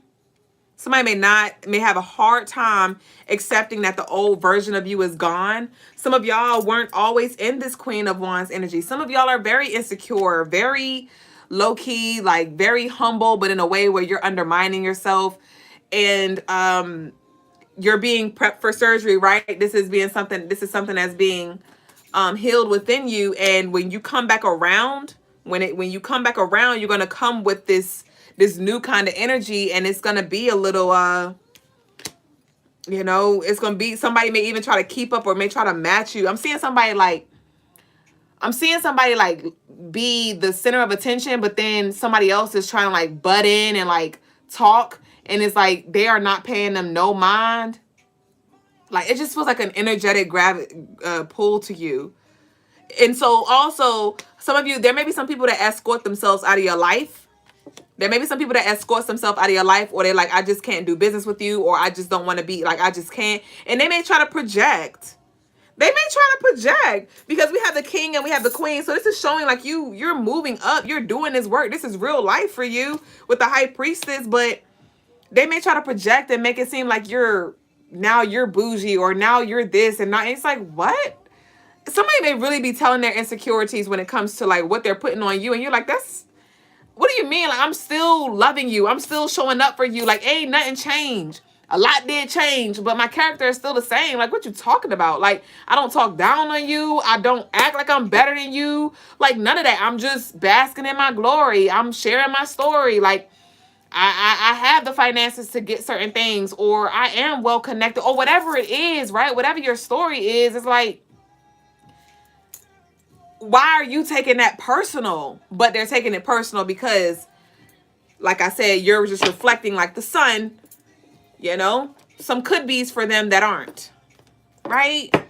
So just continue, like I said, with this King of Wands and the King of Cups. The King of Wands is like, you tame your fire. Like, don't let the energy piss you off or blow you up, and you know, and don't get too biggity either. Remain humble for sure, and you can still enjoy and radiate who you are and be who you are whilst remaining humble. Humble does not just mean humble, and meekness is not a weakness, okay?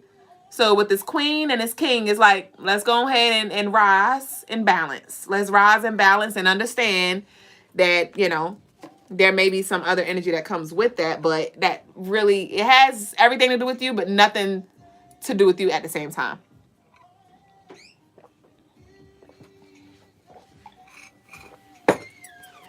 All right, so let's see what else we got. Yeah, Divine Femme said, Ashe, move with your authentic heart. Ashe. Peace, spiritual lover body. So we have the Ace of Cups here. We have the Ace of Cups. And we have the money mistakes here. Ace of Cups, money mistakes here. So this does feel like with this Ace of Cups and money mistakes, you may have a change of heart, right? You may have a change of heart. You may have a change of perspective, but there may be something that you need to remember when it comes to the money sector of it.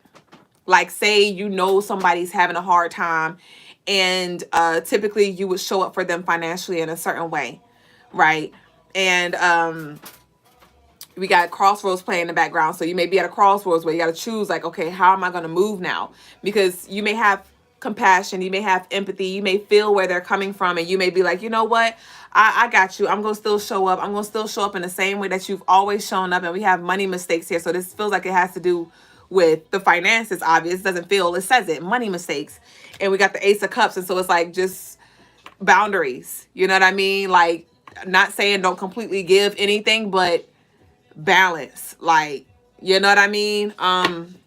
Yeah, we have the Star in reverse, and this is speaking of the Star is Aquarius energy, and it speaks of transcendence and evolution and things like that. So something is not, you may be doing the work, and there may be, you may want to hope that others are doing the work, but that is not necessarily the case. And so just don't deplete your resources. It feels like you're doing the work. You're doing the work to get to create this lifestyle for yourself, or to call in this abundance, or to feel this peace, this joy, this love. And it's like, just don't let nobody come in and just rob you of that. And it's not even a robbery if you're voluntarily giving it away. You know what I mean? Like it's just a energy of, hey, allow for the exchange the love, allow for the love to flow, but don't be a fool. Don't be a fool. Like, would you give someone on the streets $100? Our heart would love to say, I'm gonna give this crackhead $100, right? Hoping that they would flip it or invest in it or go get some help or whatever. But truth is, we know you're just gonna go buy alcohol and go probably get another spliff or whatever. Like, so I'm not gonna give you 100. I give you 10. I give you 1, but I'm not about to give you 100 though.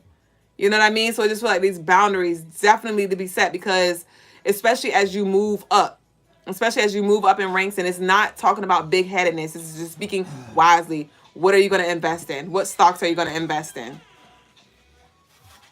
All right. See you at the crossroads. So yeah, what's this? We have the Magician here. Okay. This is Papa Legba's energy. The crossroads is playing in the back right now. Okay. So as doors open for you, you know, just be aware of the trickster energy. Be aware of the trickster energy. Okay? Be aware of the trickster. Okay, I know he looked good. He got a little rose, a little cute little suit on, and looks very nice. It sounds very good. And now you see that fail. So there may be some things that you just gotta like definitely tap into your intuition here.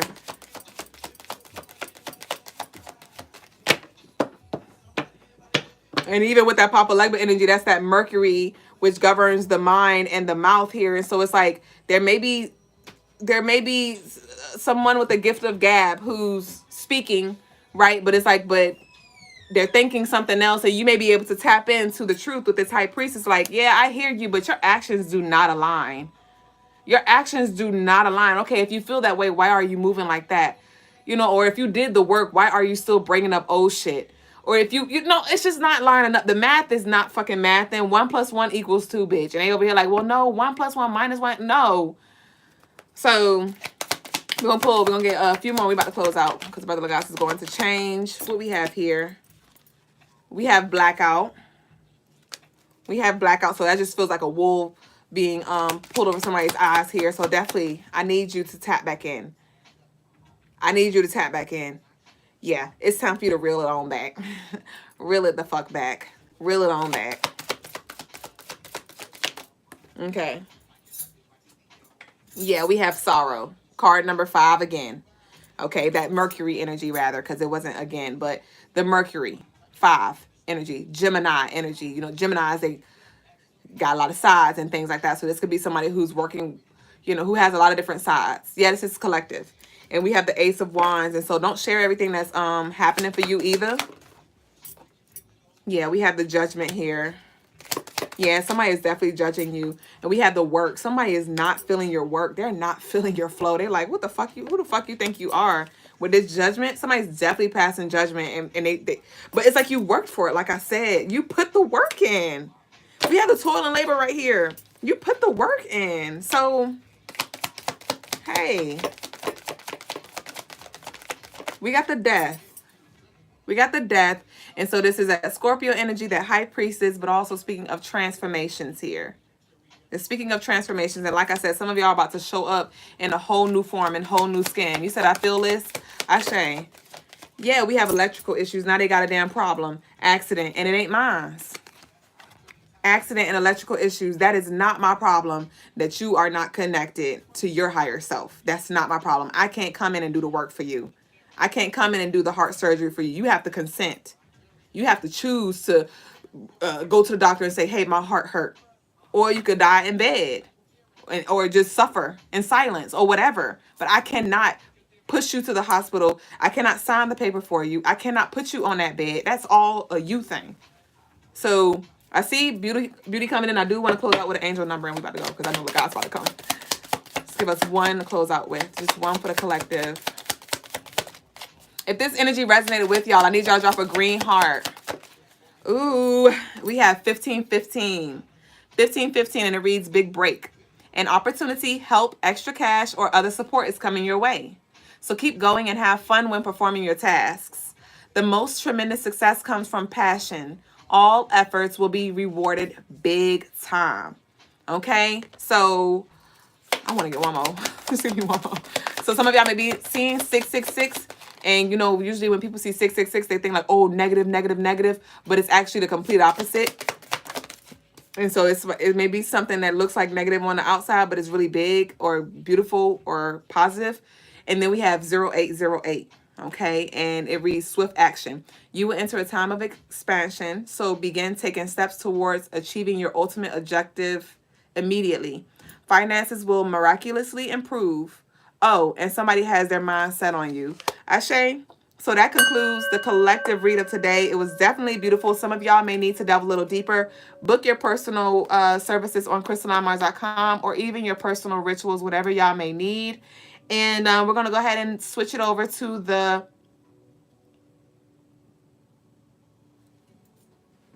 We're going to switch it over to the spiritual lesson. I was trying to see what song is playing. Oh, okay, never mind. I don't know what that was. But we got Stomp playing. Y'all know that's the ancestor song. Yeah, we got Bad Habits, Baby Boy, Put It On Me, Through the Wire. All right, y'all, let me go ahead and turn these cameras around for the spiritual exercise. I say, y'all, tonight was really beautiful. Flip camera, flip camera, flip camera. All right. Ashe. Peace, family. Grace. Today's spiritual lesson is the Church of Affirmation Constipation. The Church of Affirmation Constipation. Right, this is a lot of people in the spiritual world, the spiritual community, or maybe the spiritual society, right? The spiritual neighborhoods are caught up in the Church of Affirmations. And these affirmations are making people constipated, right? It's backing them up. It's holding them back. Because affirmations have become a new religion. It's become a new religion. Now,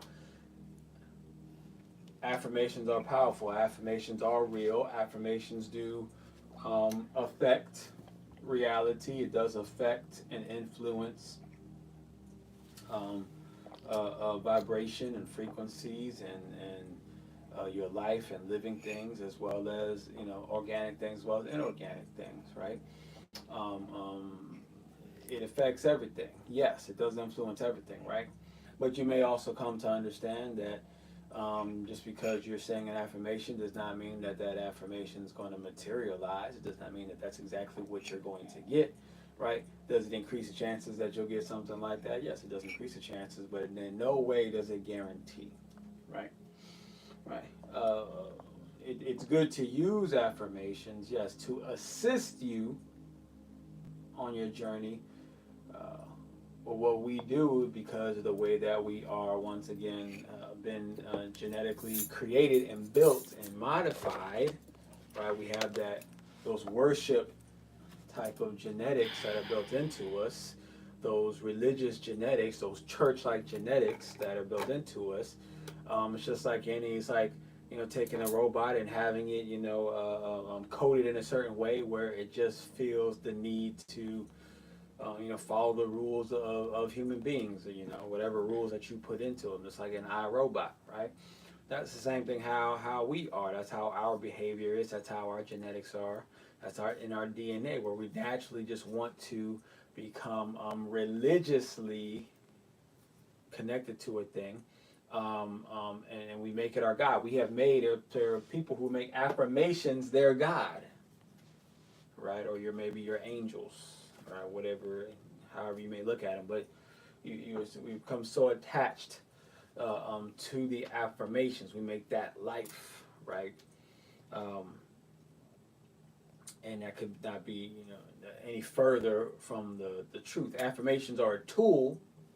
They are a tool, yes, but a hammer is a tool. It's not your God, right? A car is a tool. It's not your God, right? Same thing with affirmations. They are tools. They are not your God. It's just something that you use when needed. Use when necessary.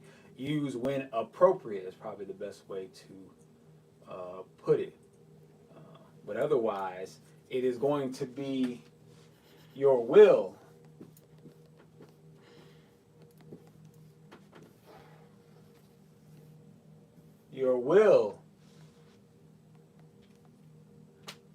is supposed to be your quote-unquote God, right?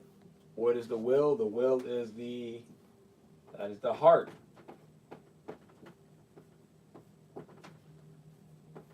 That is the heart chakra. The will. What's funny about the word heart?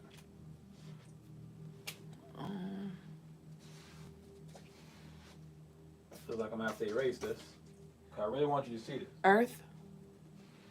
It's Earth. Exactly. Earth. Right. I feel like the kid in the class that got the answer right. When it comes to a human being, you're trying to find and connecting to a human being, right? Especially when it comes to the cliche concept of a man is trying to gain the key to a woman's heart, to her heart, right?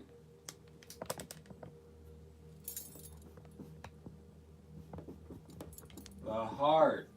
You're trying to get the key to the heart. Why? Because the heart is the key to the earth.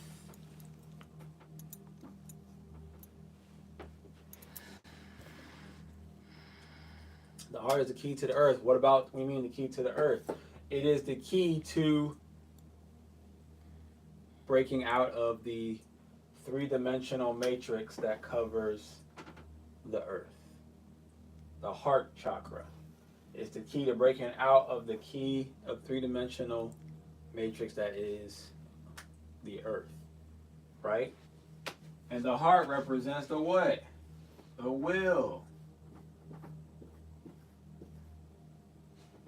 Though, does it say on there? Did it give Solar the solar plex. plex? I believe it is up there, but yeah. Yeah, it says willpower. It says for the solar plex? Mm-hmm. See, they give the will, they try to give the will to the solar plex.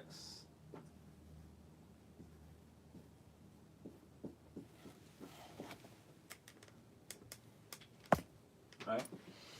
But like I've said before, there's always in every opinion or every narrative or every piece of information, even if it's wrong, there's going to be a side of it that's actually right as well. So let's look at this. It's like, well, okay, I'm saying it's wrong because the will, the Green Lanterns, they use the power of what? Of willpower. When someone pushes through adversity, they say they have what? Heart.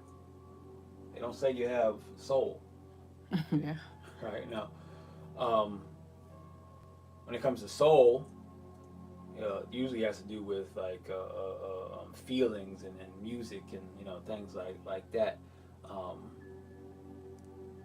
Or the fact that someone has soul, when you feel their soul being poured into any type of artistry, they take you on a what? On a journey.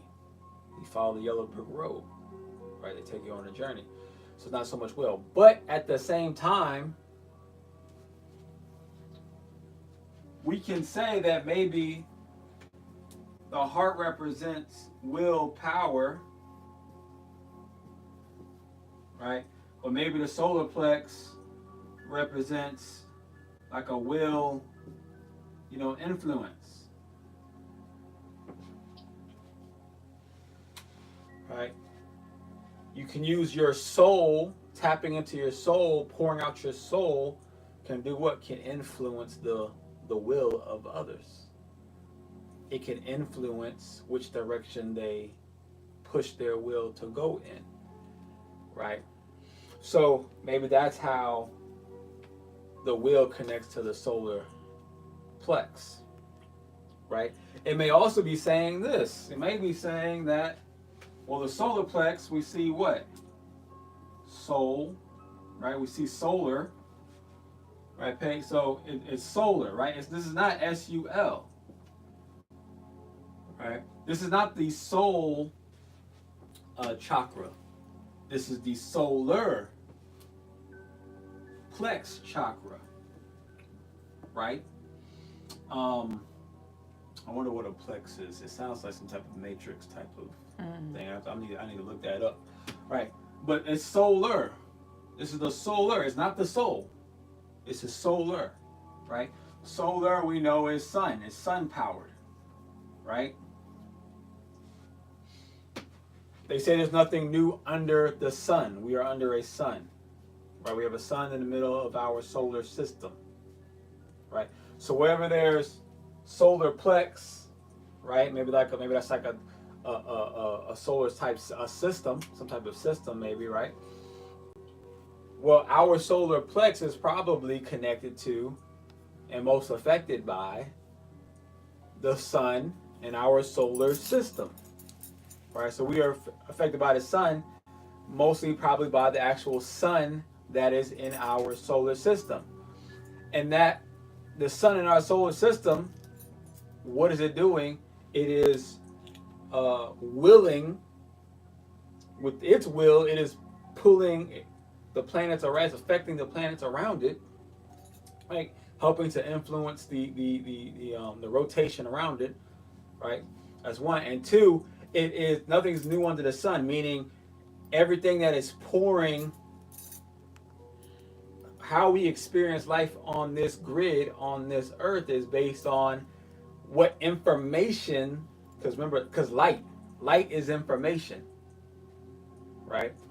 Light is information. So whatever light is being poured onto this earth, that's the information that is being given to the earth. So therefore, we are, the sun is doing what? It's pouring its soul, its solar, is pouring its soul into the earth, into us. And what is that doing?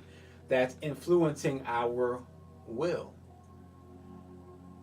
So you can say that someone's solar plex influences will, right?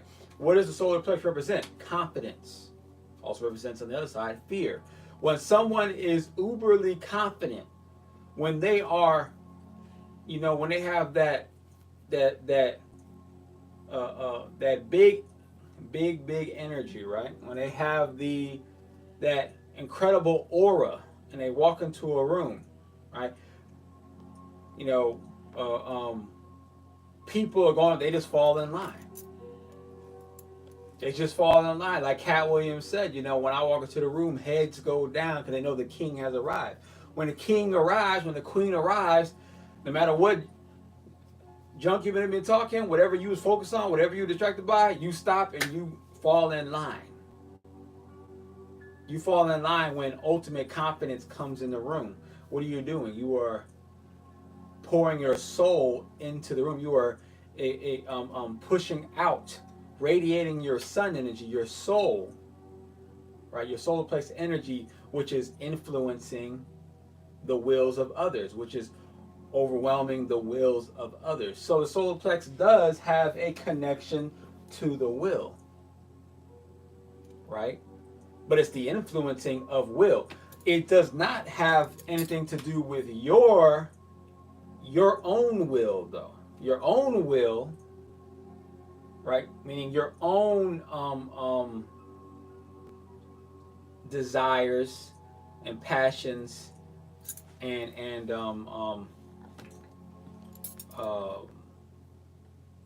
you could say maybe your like your ambitions, right?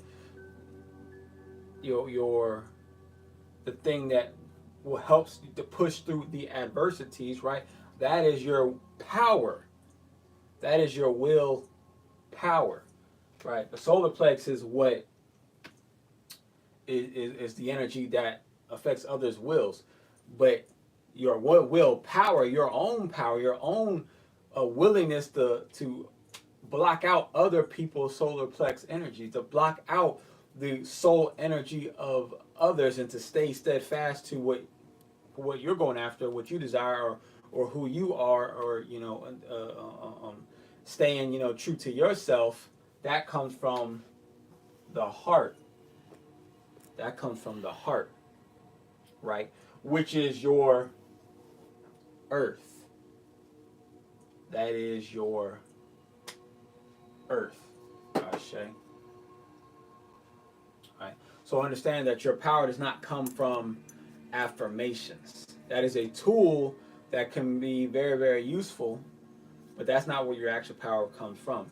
So you want to get out of that religious mindset. Do not make affirmations your religion. It's only a tool. Remember, you are the church. Your body is the temple. Your body is the church, right?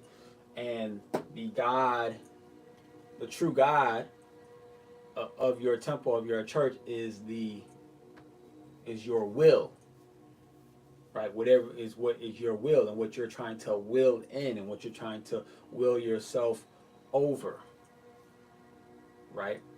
And it's the balance between the will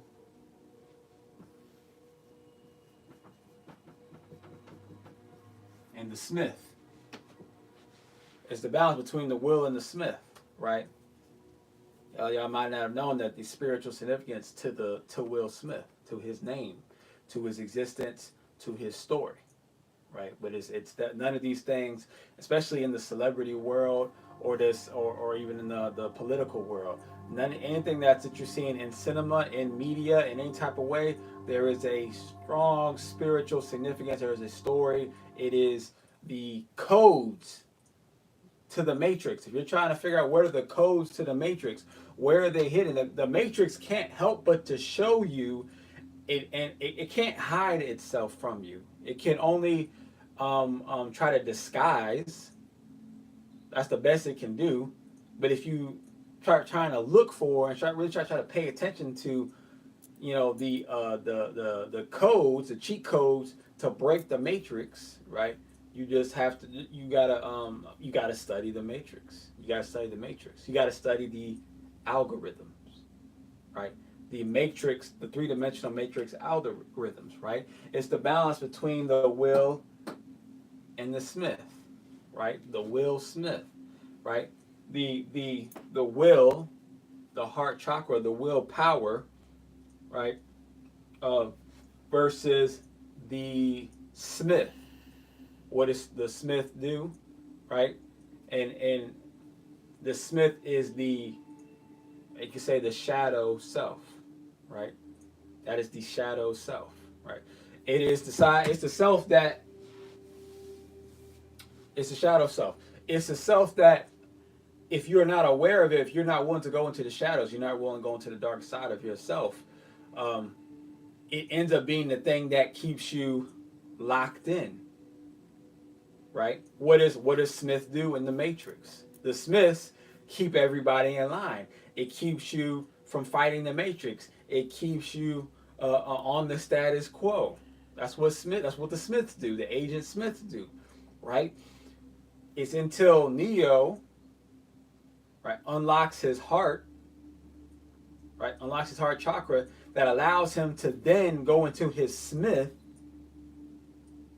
because there was an Agent Smith that he jumped into, and then boom, he broke him apart. He had to free his dark side so that he can then connect with that dark side. The light and the dark could then connect, right? His shadow self essentially could then connect, right? Which then allowed him to bring in, we saw in the third Matrix, him to then he had to accept the light at the same time. All those things. That's where I say you have to connect to your the seventh dimensional side. Your seventh dimensional mind is the light. Is your light self? Is your light? I won't say light body, but your light source. Right. Okay, but you have to balance. The will Smith, but it starts with the will. Starts with the heart. Ashe. So that's today's spiritual lesson. I'm going to Q&A to any spiritual clearance. Ashe. Ashe. That was a good one. GP, are you with me?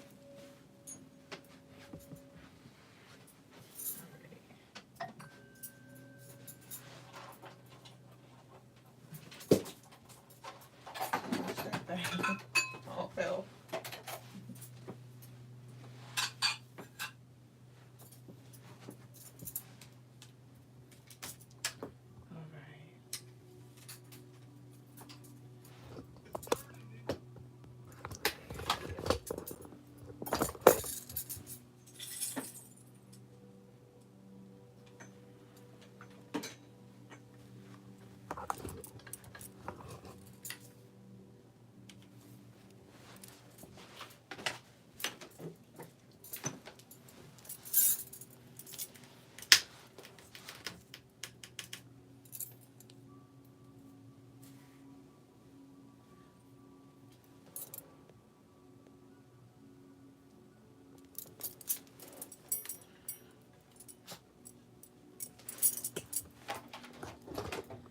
All right, Anthony.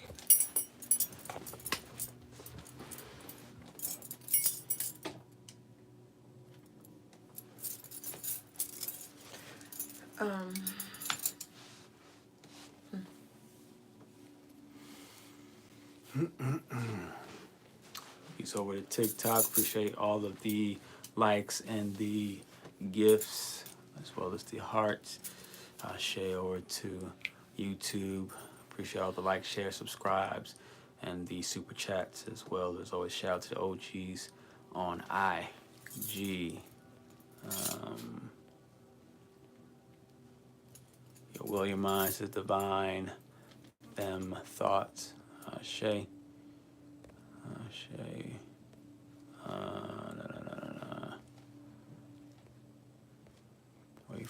We are from Virginia. Light Building. Brian T. Beal. Peace to Silly Guy. Let's see. Now, what about the moon? Well, the moon is the moon.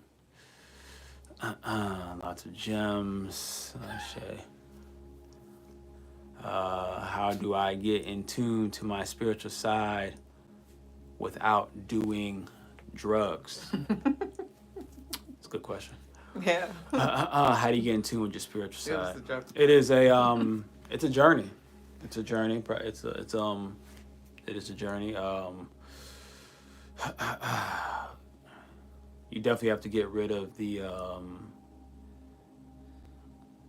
well, it's going to happen over time, but you do have to get rid of some of the fears behind the spiritual journey that you may have, fall by the wayside. You're going to have to there's different, entry points. Maybe you need to start. I don't know where you're at, so I don't know. You can work with crystals. You can start just by wearing crystals, right? That just helps you to get you into it. You can read up on numerology, right? Um, studying history, as far as like some Egyptians history or some like, Dogon history, just like some of the spiritual, looking up some history on some of these spiritual cultures that could help you, right? There's no like, one, like this is the way you got to come into it, or this is the way that you have to enter into. This is the roadmap to spirituality. It's it's there's multiple routes, and in fact, you have to. The part of the process is going down as many as you can, right? As many as that are available to you, right? And you just journey through it, right? And you ask questions. You try to ask specific questions, detailed questions. That's usually the most helpful, the most useful, right? Yeah, but yeah, it is a process. So that's such a, when it comes to, just like I said, that's such a general question that, well, the answer has to be general as well. It's like you just you use your desire for wanting to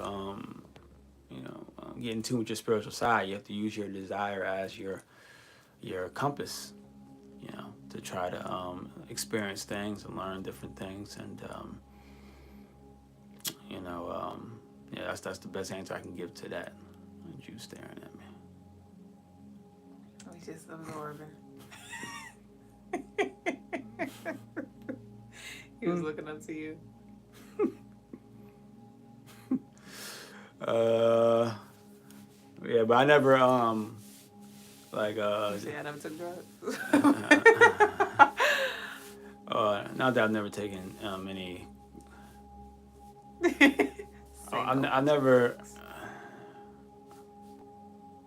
taken any psychedelics. I've never taken any psychedelics, right? Or never had a psychedelic trip, at least not that. So it's definitely not necessary. But for some people, it is quote unquote necessary. So but that's just an entryway into that into spirituality. That's just like an entry point. That is not the end all be all. Yes, the Agent Smith graffiti. Special shout out to the OGs with the OG decks. Ashe, chill, dude. Yay. I'll say it's Friday, isn't it? Peace to Ramesh. I don't know what flag that is, but Ashe. Do you believe in Jesus? I try not to waste my time with believing. So it's not, I don't subscribe to the trying to believe in a being, but I understand who Jesus is on the multiple planes of his existence, right? Jesus is not, well, just like how, God's supposed to be the Father, Son, Holy Spirit type concept. Well, the concept of Jesus, it's a multi-layered, he's a multi-layered concept.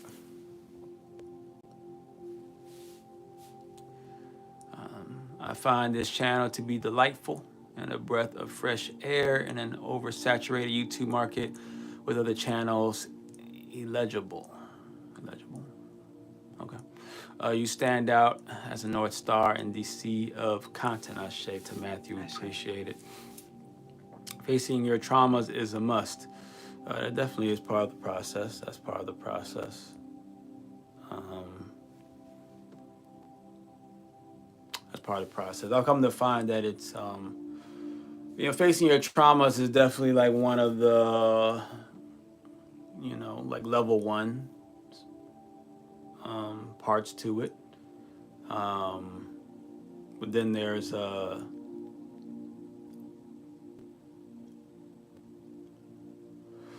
certain point where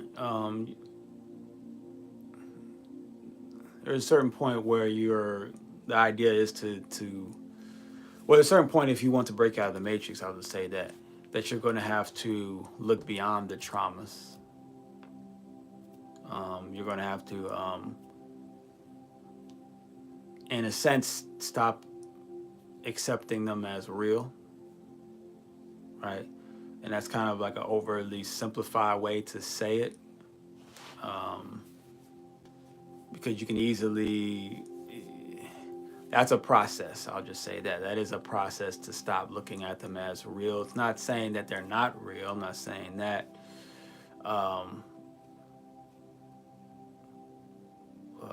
But eventually, if you want to break out of the matrix, you have to get to a point where, yeah, you recognize the experience is real, but you understand it's only real because of the matrix, the three-dimensional matrix that we're stuck in. And without being stuck in that, then it would not be real anymore. So like that's what I mean by you have to come to an understanding that it's not real, meaning that, you know, it can go away. It can all go away, meaning you can get to a point to where you can wake up to a point to where it's just becomes, oh, that was just an experience that I was having, but it wasn't actually me type of deal, right? Once again, still kind of overly simplified, but that's kind of the best way I know how to explain it.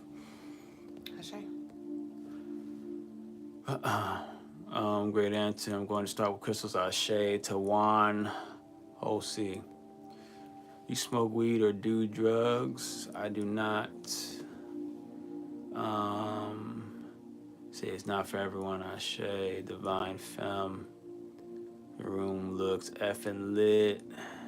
Says Abe Bati. I want to repaint this wall. So. Ashe. We appreciate the room likes. Duüblé did it all herself.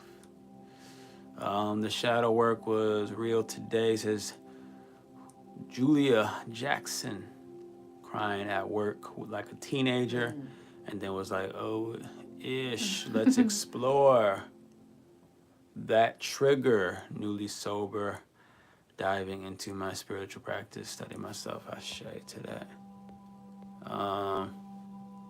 So I must say I've tried salvia extract for spiritual reasons. It really works to see beyond the veil of Maya. Ashe to that. Mahakal. I'm glad that the extract was able to help you. What's the best thing to purchase on you guys' website to help with change and financial growth?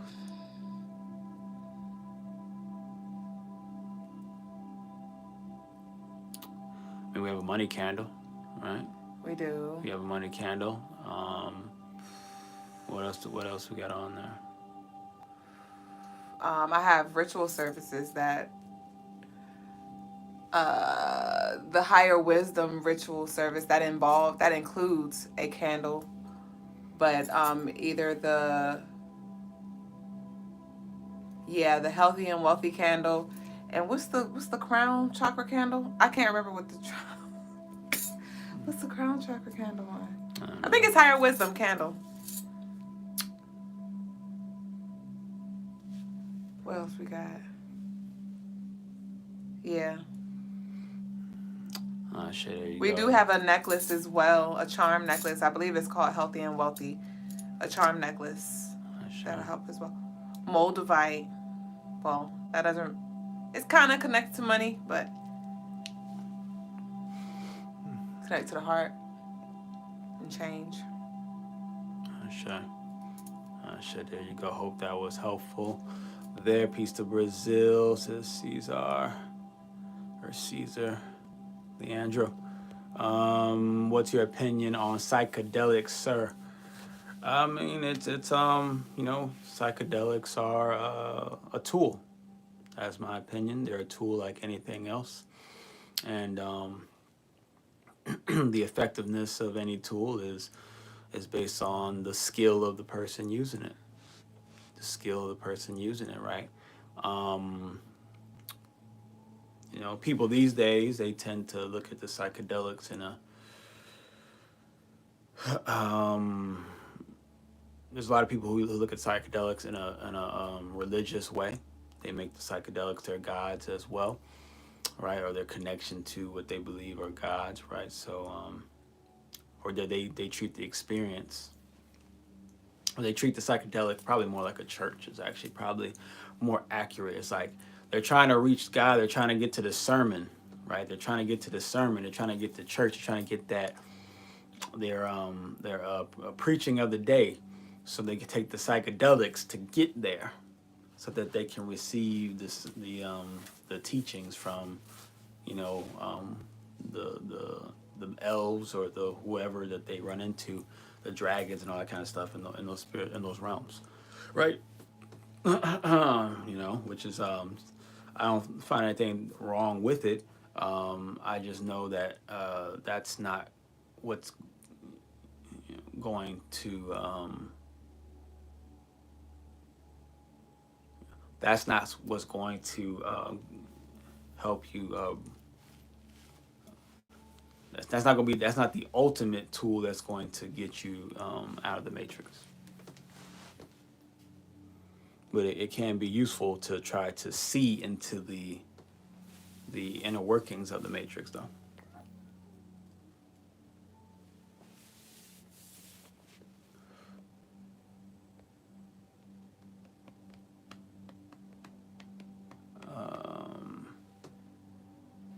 Both the angels together, Ashe, to that Parida. So beautiful, Ashe, to Sanaya Kumari. Tell us about spiritual sessions, sis. How do you work with the people? So I offer a plethora of different services, and they all are available for you to explore and delve deeper into on crystallinemars.com. But to briefly cover them, one of the services that I provide is a birth chart reading where we take your date and time of birth and we look at the snapshot of the planets at the time that you were born to discover and understand how they influence you when it comes to your destiny, when it comes to certain challenges that you will experience in this life, when it comes to how you give and receive love, when it comes to how you think, how you feel. Those things are covered in the birth chart reading, so that is one. Another service that I provide for the collective is a tarot reading, where there I channel information from different beings, sometimes ancestors as well, to help give you insight in regards to the past, the present, the future, regarding career, love, spiritual development, or whatever you may need.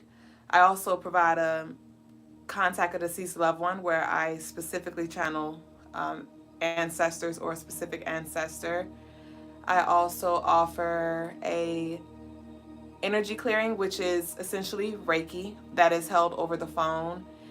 I offer a spiritual clearing, which is a guided meditation, essentially, where you are consciously aware, but in a meditative space over the phone. I guide you in the spirit realm, and we sever cords with beings, entities, and things that are attached to you. That would be a spiritual clearing. I also offer past life regressions, where we travel to your past life, and I guide you there as well in a guided meditation, and we there we can ask questions, and it's a very personal, in real time experience where you see yourself and your life in that life. Sometimes we go through multiple lives. And I also offer personal ritual services. I have about 14 at the moment available on crystallinemars.com, and they cover different things. Most of them are associated with each chakra, and they include a 7-day prayer candle, and I conduct a ritual on your behalf based off of the intentions that you placed at the time of your order. And I believe that's everything. And I also offer consultations where it's a space where we can chop it up. If you have any advice, or if you need any advice, if you have any questions in regards to spirituality or life or just anything, I offer that as well. And I believe that covers everything. But all of the services are on crystallinemars.com, and you can delve deeper there. Ashe. Shit. Moldavite powerful. Help me is one tough situations. Ashe to divine femme. You like anime? I do. I like anime. I don't. I'll be so busy looking at the damn caption trying to see what they talking about. Yeah, Duüblé's not into the anime world. Do you guys celebrate holidays? I mean, kind of, like, you know, not in a, like, you know. She was like, damn. Not in a, like, overt way. You know, we don't hide from the holidays, but at the same time, we're not like, yo, it's Christmas. Like, it's just like, hey, it's Christmas. You know? We buy gifts. It's Thanksgiving. I repurpose. I repurpose, though. I won't say I celebrate all holidays. There are some that I just let pass by, but ultimately, when it comes to me for holidays, I like to delve a little deeper beyond the traditional creation or meaning of the holiday, and then I celebrate it intentionally my way.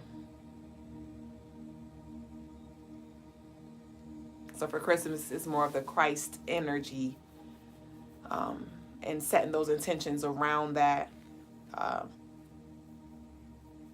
and celebrating that energy, internally and externally, but not Jesus.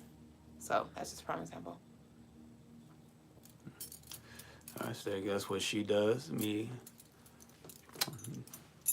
I'm not really concerned about the holiday. I just pay attention to it in the way that, you know, people would expect. So it's Christmas, so therefore I try to get gifts because it's Christmas time and that's what people expect.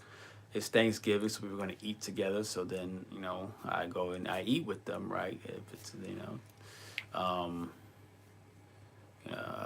well, Easter, I don't really do anything for Easter. But, you know, Valentine's, I never really did much for that. You look like Valentine's today with your red thing. You know, yeah. Well, Valentine's, I might sometimes get maybe something, maybe like, you know, flowers, things like that. Sometimes I might do that, right? Kind of depends, I guess, how I feel at the time. You know, so I just don't take them seriously. So it's like I participated, but just in an unserious way. Like it's just something to do to me, right? I used to pay attention to like some of the spiritual significances of them, but then I come to learn that the spiritual significances come from a blend of different traditions. It's a blend of things. So because it's such a blend, and it's like it's all over the place when you start to get into these things. So then I'm like, well, what the hell? What energy am I tapping into? I don't know, right? Yeah. And then you could say, you know, like I said, now again, you can just pick one. Then you can just pick, okay, I'm gonna pick this, you know, like, you know, the Christ energy. That I'll just pick that. It's like, yeah, that's cool. You can do that, right? You know. But then I just personally, I'm like, you know, but then. But then I look at it all as, you know, like the Christ energy, I'm definitely, you know, down with, you know, the Christ, you know, consciousness, you know, but that's just a word, though.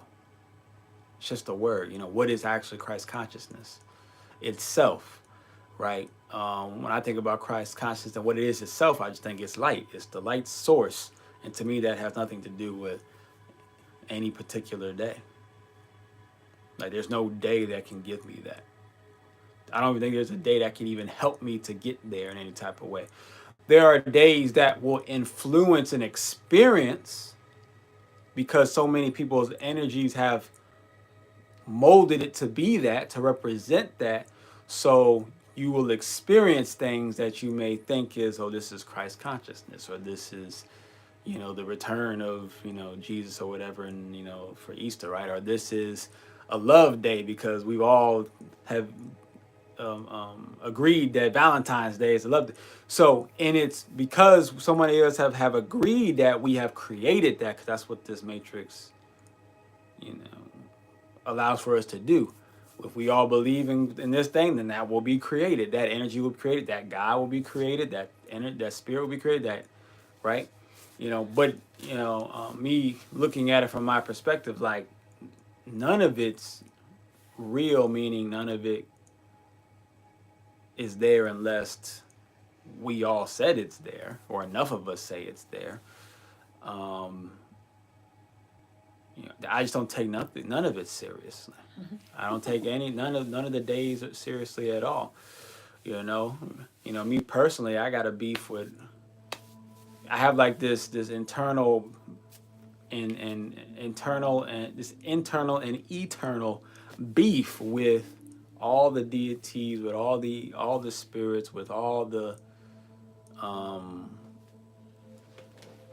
with all the labels, with all of the mythos, with all the stories, with all of the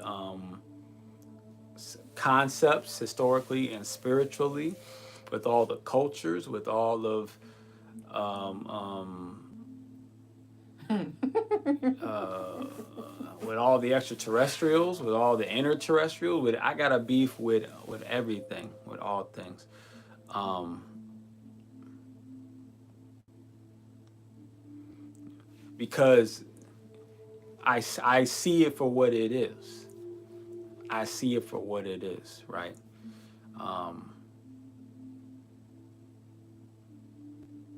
and I just understand it. No matter what, I did not create it. Well, I mean, I definitely have helped because I've been influenced, right? But I did not. I am not the creator, basically. I am not the architect, right? And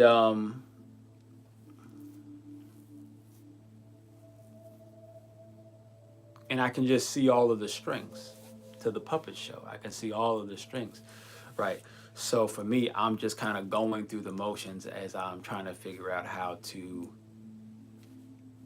not just destroy it, because I don't think it can really be destroyed, but take over it. That's about to take advantage. Trying to hack it. I'm trying to hack. Dominate. It's kind of like to dominate, but in order to dominate, you got to hack it first, right? It's like, how do I dominate if I have my computer, how do I dominate your computer? I have to come hack your computer to take over it, right? It's like that kind of concept. But see, it's beyond just the computer. It's like, well, how do you hack the internet itself type of deal, right? And then that's what I'm focused on, trying to hack, in a sense, the internet itself. I'm trying to hack the reality itself, right? So I just kind of go through the motions with all of the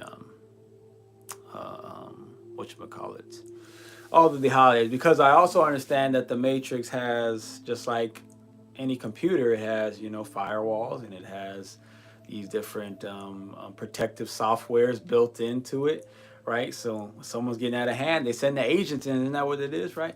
So I'm like, okay, let me try. I try to go along with it, go pretend, oh yeah, okay, all right. But in the back of my mind, I'm like, I'm about to fuck all this up, right? I'm gonna find a way, right? But I just try to go with it so I don't draw so much attention. And we'll move on from that. I can keep going with that one.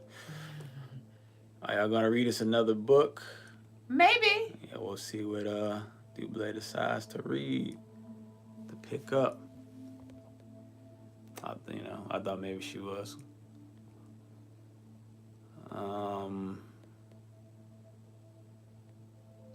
It's the how. Because I'm like, if I do read a book, how are we going to read it? Because 90 was perfect because it was so brief. But I don't know how I would approach. Yes, it is the perfect book. I do understand. Because you're talking about more chapters, longer chapters. So how would we break that up? Let's see. How do I get out of the matrix? What is the matrix? To my understanding, the matrix is it's a three-dimensional. Well, there's different matrices actually. Let me put it that way. There's different matrices. We're just in this one. We're in a particular matrix that's based off of 3 dimensions, right? Based off 3 dimensions, right? There's 4th dimensional matrices and 5th dimensional. There's other matrices as well, right? And then there seems to be places where there's not necessarily a matrix. There's just dimensions, but it's not a matrix. I believe like when there's a matrix, that means that that dimension is like locked in. That frequency is basically locked in, right? So now how do you get out of it? That's a good question. When it comes to getting out of this matrix, it definitely you have to essentially for what has come to me and to my intuition and to my mind and to my crown, is that you have to be at a higher dimension, basically, right? To jailbreak this dimension, you got to be out of a higher dimension. So your mind would have to tap into your 7th dimensional self, which is your light source, your light self, right? And then you would have to unlock enough of your chakras, your chi, and your genetics to allow for the light to come through so that your body becomes a 5th dimensional being, right? And then from there, you can break, the matrix. Now, I don't think we necessarily all have to be able to do it, right? In fact, probably only one of us needs to be able to do it. And then that person can then unlock the door, right? And then the rest of us can walk through it, right? So I don't think it requires all of us, but it definitely requires at least one. So I guess that's kind of the whole where Neo at? the Neo, the Messiah type of thing, the cracking open of the sky type of thing. But I don't think it's going to be cracking open. I don't think the cracking open wouldn't be coming from out the planet and coming and cracking it open in. It would be us on the inside unlocking and cracking it open to get out, right? So, not sure. Which makes most sense. Cause think about it, like if the Jesus was like he's coming back. Well, when he left, how come he didn't? He had to open up the sky to leave, right? But then if he's gonna come back, he's gonna crack open the sky. That's kind of weird. That he didn't have to crack open the sky to leave, right? Or did he just sneak out when nobody was looking? Like he just hurry up and close the door behind him, right? I don't know if I can. Like, no. I don't know if I can trust that type of being that just snuck out the party. Woo. And just told a couple people, hey, I'll be back. Let everybody else know I'll be back. You'll never know. I gotta go get the car. Right? So I think we just gonna have to do it ourselves. Yeah. The God says Morpheus tonight, so I shade to that graffiti. I shade. Right? Looks like you both were made for each other and are living for 1,000 years. Shame. Yeah, I mean, it definitely would. Well, it's like the Tower of Babel. We don't live as long as we apparently used to, right? So it's a lot harder to break a matrix when your life expectancy is so short. We here 60 years. All right. But that's why you gotta open up those genetics. Flora says, "Here's my money. I'm looking for it." Right. When you talk to loved ones, you hear their voice and all. Yes. Wait. When you talk to loved ones, you hear their voice. Sometimes. Not all the time. Sometimes I see them or things connected to them. Divine Femme said, how can I get the past life regression? CrystallineMars.com. The link is down below in the description box.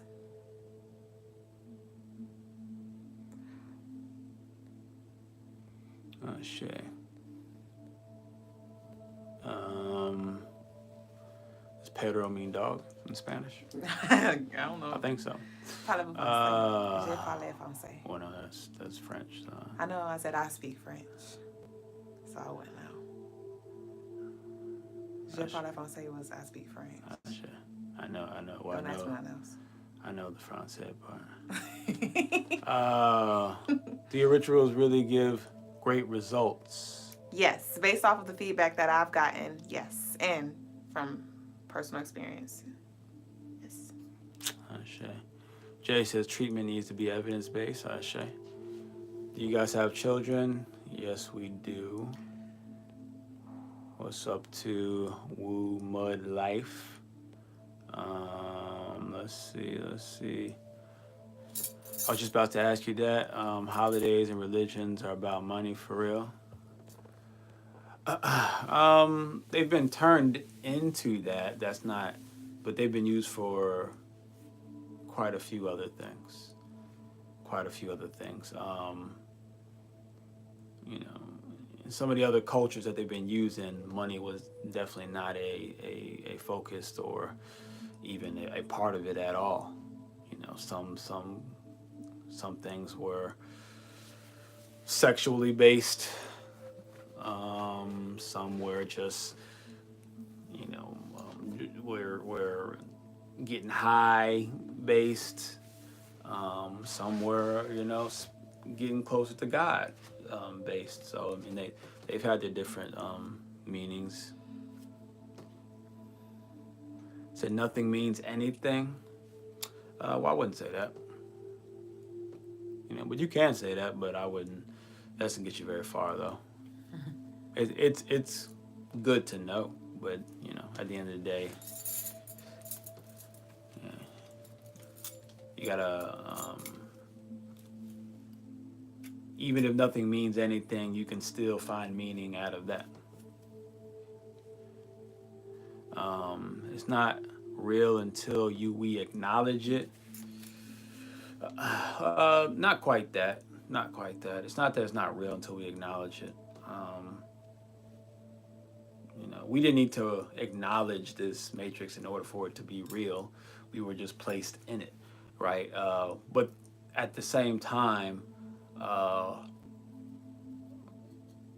there are some things that were not real until we made it real mentally, right? I'm not going to say that we constructed everything based off of our minds. I wouldn't say that at all.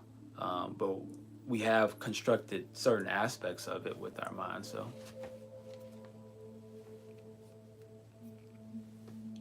but at the influence of more advanced beings. Facts is still being dealt with. I said what I said. Ashe. Shit. I think some people had some racist comments or something. Ashe. Namaste to India. So basically, you believe in the power of traction, right? I'm not sure what the power. Oh, the power of attraction. The power of well, it has nothing to do with a belief. Once again, I don't subscribe to beliefs. Attraction is it's a real thing. It's science, right? You know, we can prove that attraction exists because if I get, you know, certain things next to each other, they attract, like, you know, like have a magnetic pull, right? So attraction exists, right? And it just means like when I get, you know, a magnet and whatever else that it can connect to, it should, and just like if I get two magnets, I can also repel as well, right? You know, if I take a balloon and I rub it, then it'll attract to my hand. So attraction and repulsion, those are real things, right? It's just a vibration. It's you're creating a vibration and it attracts something, right? You know, the same thing goes for more abstract things as well, right? Like money and material and loves and things like that, and fears and, you know, whatever, right? It reacts in a very similar way. right?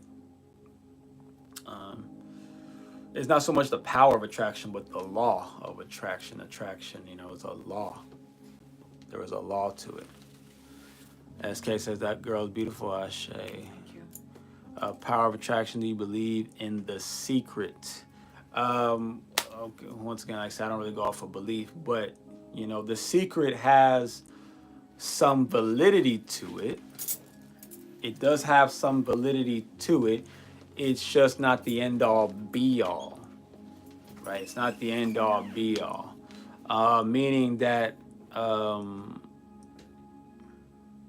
the way that the secret is conveyed and described, it's described in a religious type of way, where they've made, if you would have saw the spiritual lesson, they've made attraction, or it is basically a way of affirmations, is an affirmation practice. They've made it a religion. They've made it their God, or they've made it to where they want you to make the law of attraction your God. And the law of attraction is not a God. It is not a religion. It is a tool that can be used, but like all tools, there is a limitation to that tool. You can't use a hammer for everything. You can't use a saw for everything, right? You can't use the law of attraction for everything either. It doesn't work for all scenarios. So humanity be the greatest experiment, Ashe. Salam to Nazaro. You don't get out of the matrix, basically, you'll understand when we all leave our bodies. Ashe, Tammy. God made humans to experience more of its own reality, says James. From one perspective, I could agree with that. From another perspective, I would disagree with that. The illusion, in my opinion, isn't meant to be broken, but to grow and learn. Right? Yeah, from one perspective, I could see that. From another perspective, I would see that the illusion is meant to keep us enslaved and boxed in. Your third eye has to be opened up. That's part of the process. That's part of it. Jesus returned a level of faith and image of God back to humanity, which was his purpose. Ashe, James. Ashe to that idea. I am selling thumbs up for $5. Ashe to that. Why you guys say Ashe? Why not? Why not? It means power, so why not? Why not, affirm the power? Read the Kabbalion. Ashe to that, Ricky Ricks. You guys, he already answered that, Boogie Monster. How does the body know when it's time to wake up from sleep? The body doesn't know. The body doesn't know. It's the body doesn't know because the body was never put to sleep to begin with. It was your spirit or your soul that has been put to sleep. I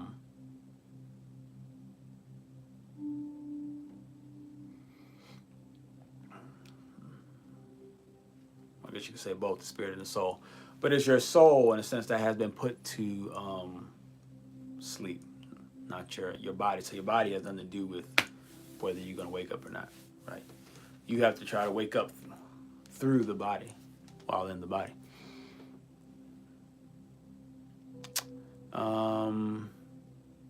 It was supposedly the choice of your soul to take part in humanity's suffering. I don't know if that was the case. I'm not sure if now that's something where you have to go in I have to go into a belief type of idea. Do I believe that we came or we chose for the suffering? I don't necessarily think that. I think we just in one way or another got trapped here. I'll just say that. Not really by choice, but I don't think we had much of a choice. Have you ever been far, even as decided to use to want to go do more like? I'm not sure what that means, Wiki. Salam. I keep seeing number 66. Can your wife tell me what that means? I believe I've answered this before, but it's all right. I'll run it back. So when it comes to the numbers and what they mean, there are many possible meanings. Okay, so I don't want you to take what I say as the end all be all because it's just a perspective. But what I get from the six, so in numerology, 6 represents it has to do with the energy of love, I'll just say, and harmony and balance and the heart chakra, as we talked about throughout the show, and then Brother Logas talked about. But the 6 times 2, that's 12, which adds up to 3, which has to do with expansion. And so, like we spoke about before, just continue. When you see 666, that may just be a message from the spiritual realm, your ancestors or angels or whomever, to just encourage you to continue to study and connect the bridge. I'm just seeing a drawbridge and bring it together, like the Wiz, Emerald City.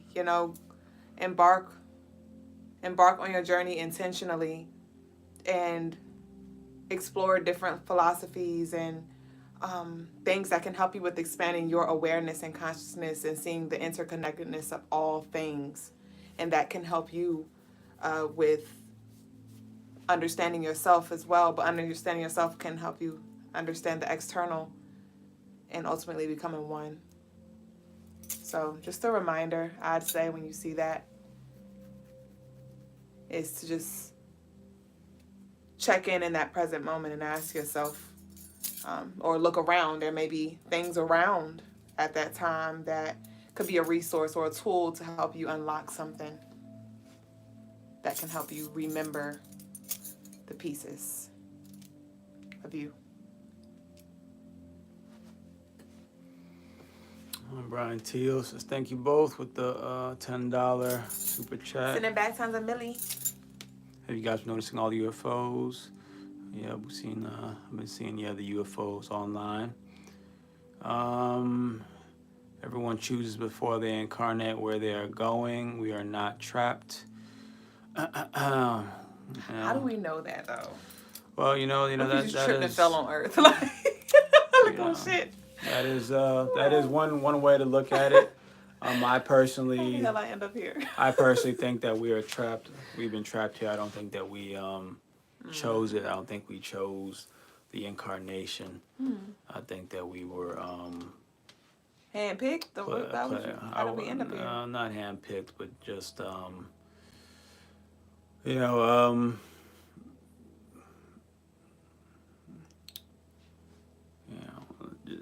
it just seems like we were I don't want to say it as far like as if it's the gospel, but I'll just say that to me it seems like we were not put here as like a punishment, but actually maybe put here as a punishment. Maybe, well, I'll just say that it seems that we were placed here for our development, possibly healing, but I'll just say development, right? Not necessarily by choice, but because that's where somebody else felt we needed to be. And then,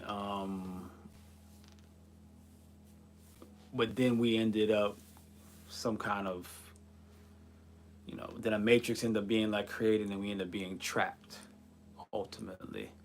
So that's what seems to be the case to me. That seemed to make the most sense to me, right?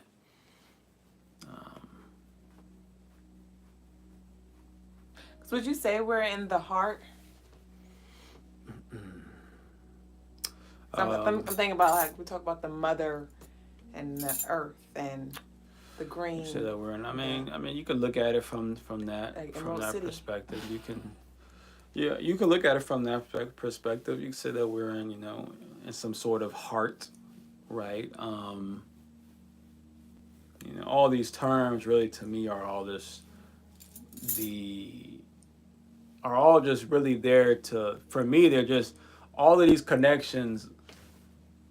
If you're looking at them as far as what are all the connections, then they're really just distractions, right? Or if you're looking just for all of the, spiritual terms and all the spiritual, labels, they're really all just distractions to me. But they all come back to the same concept to me, and this is the matrix that you're trapped in. You're trapped in it. And this is all the connections to me are just evidence that I'm trapped in it. And that we're all trapped in it. Right? That's why there's so many connections, because we're trapped in it. So then it keeps, when you're trapped in a system, everything's connected. It's just code. It's code that keeps playing over and over again in different ways, but it's the same code. So that tells me that you're in a prison, right? You're trapped in some kind of box, in some type of code, right? So,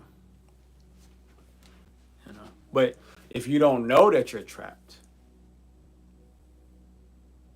and if you believe that you've chosen to be here, you're chosen this life, and you will, people who don't know they're trapped they don't get out. Try to find an exit plan. They don't try to find an exit. You end up staying, right? You choose to say. I've come to find throughout my, how,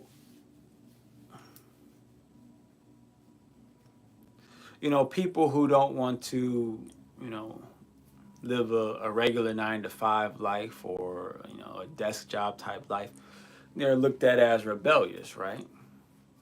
You have like kind of rebellious energy, rebellious spirit from the system, right? Well, for me, it's like I'm rebellious amongst the rebellious, right? Where I see the 9-to-5 as a trap, but I see the religions as a trap. I see the spirituality as a trap. I see the yoga people, namaste, as a trap. I see the vegan people as a trap. I see the, all the different dietitians as traps. I see the alien lovers as traps. I see, the Egyptian people, or the Orisha lover. I see all of them as traps. I'm like, these are all traps, right? It's just the matrix finding another way to put you in another box and making you think that, like, you got out. Yeah, you got out. Moved into another. You just moved into it. Shifted. You just went to the next cell in the same building, but you just went to the next cell. And I'm like, no, this whole. We still in the penitentiary. As long as I'm on the earth, as long as I'm stuck on the earth, then I am stuck. Then I am trapped. Then I am in a prison, right? So now I've been just planning my way to get out. So, but the question is, but in order to get out of a prison, you got to know how the prison works. You got to know how the prison works, right? So that's what I've been doing. I've been trying to get blueprints to the prison. Trying to get the blueprints to the prison, right? Yeah. So that's why you're not gonna really see me do anything about like numerology anymore, or zodiacs anymore. If someone asks me, I might give you some answers here and there, and we'll talk about it. But to me, I'm like, that's all a religion. That's all prison. It's prison talk. It's prison talk. It's like the people who went to prison and then they become, religious. And it's like, yeah, you broke out of a certain mentality so that you don't have to come back to jail, right? You're out of that prison, but you just traded in it for another prison. I beg to differ though, because I feel like that's a part of the unlocking. Like the more you can understand, like yeah, you're getting the codes. So understanding numerology and astrology, in a sense, it is a prison, but it also helps you unlock more when it comes to understanding the cosmos or um, energy as a whole, or even the matrix itself. Yeah, it allows you to see that it is a matrix. It really just a confirmation to me. But you never. But I was just saying it's purposeful though. But you say Because how can you disagree when I'm saying that's how I see it? because you said it's sort of okay. And I've said it multiple times. I said the way I see it is that it's a prison. The way that I see it is that it's. I didn't say that, this is how everyone else should see it. I don't say that this is what it is. I say this is just how I see it. And I purposely kept saying this is how I see it. So I'm saying this is how I see it, so that because I don't know how you see it. And however you see it is how you see it, right? So you can't really disagree with how I see the thing. You can say that, oh, that's how you see it. You can then say, well, this is how I see it, right? The only way you can disagree is if I said this is the truth for all of us. And I'm like, we're all in this prison. You say, well, I disagree. Like, okay, you should disagree. If I'm trying to press upon my will, upon your will, and trying to make you believe what I believe, then it makes sense for you to disagree, right?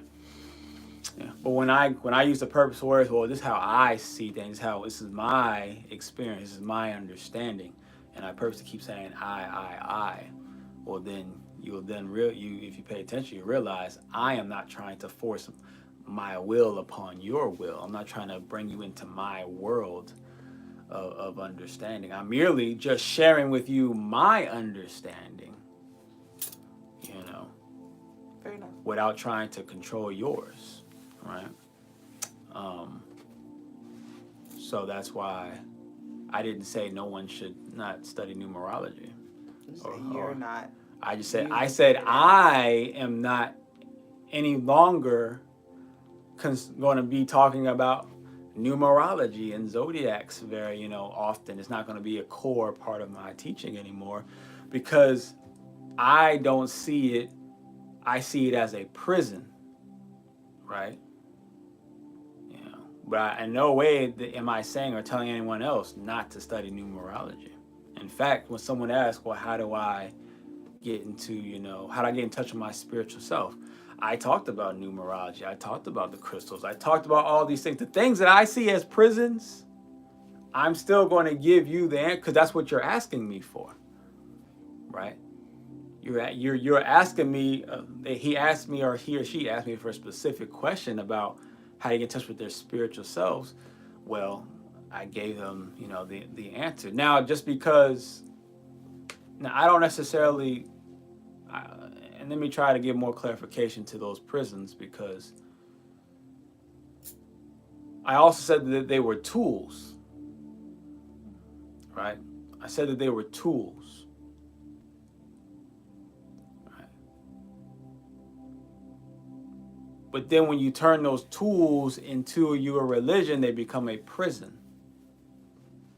They become a prison. So it's not that numerology in and of itself is a prison, or zodiacs is a prison, or the orishas are necessarily a prison of themselves.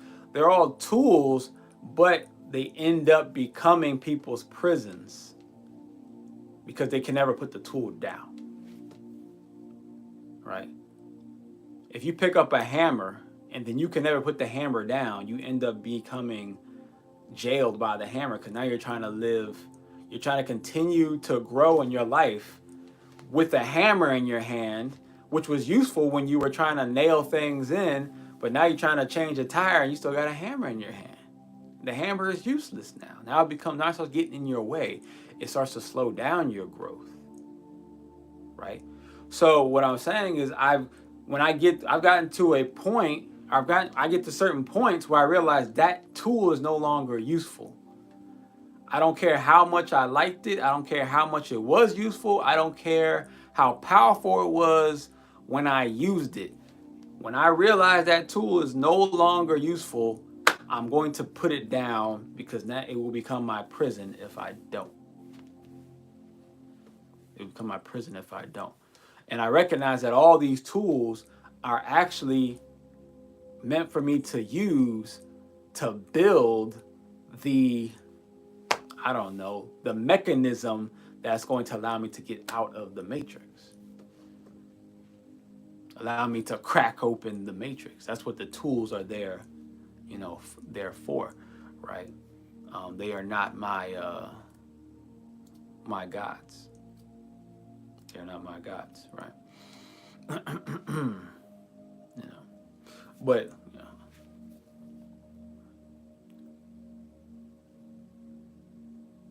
I'm not gonna tell anyone else, you know, get away from numerology or get away from, you know, the different deities and entities. I'm not gonna tell anybody that, right? Because it's a journey.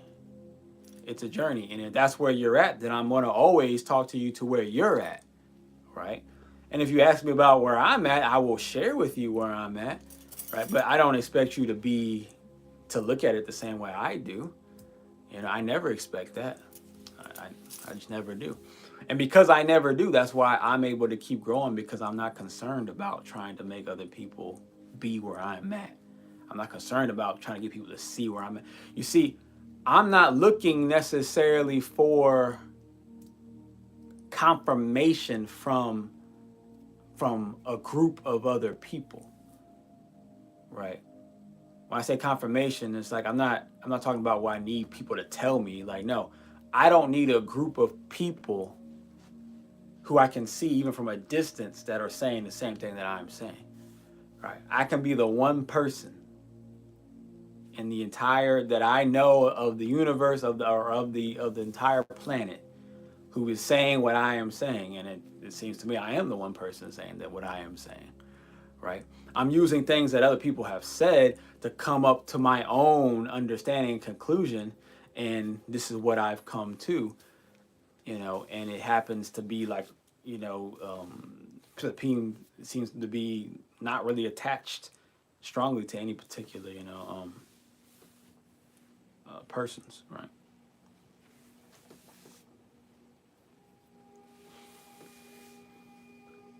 But I feel like that would be the only that seems to make the most sense to me. Well, how do you get out of a matrix? You have to be able to see past all of the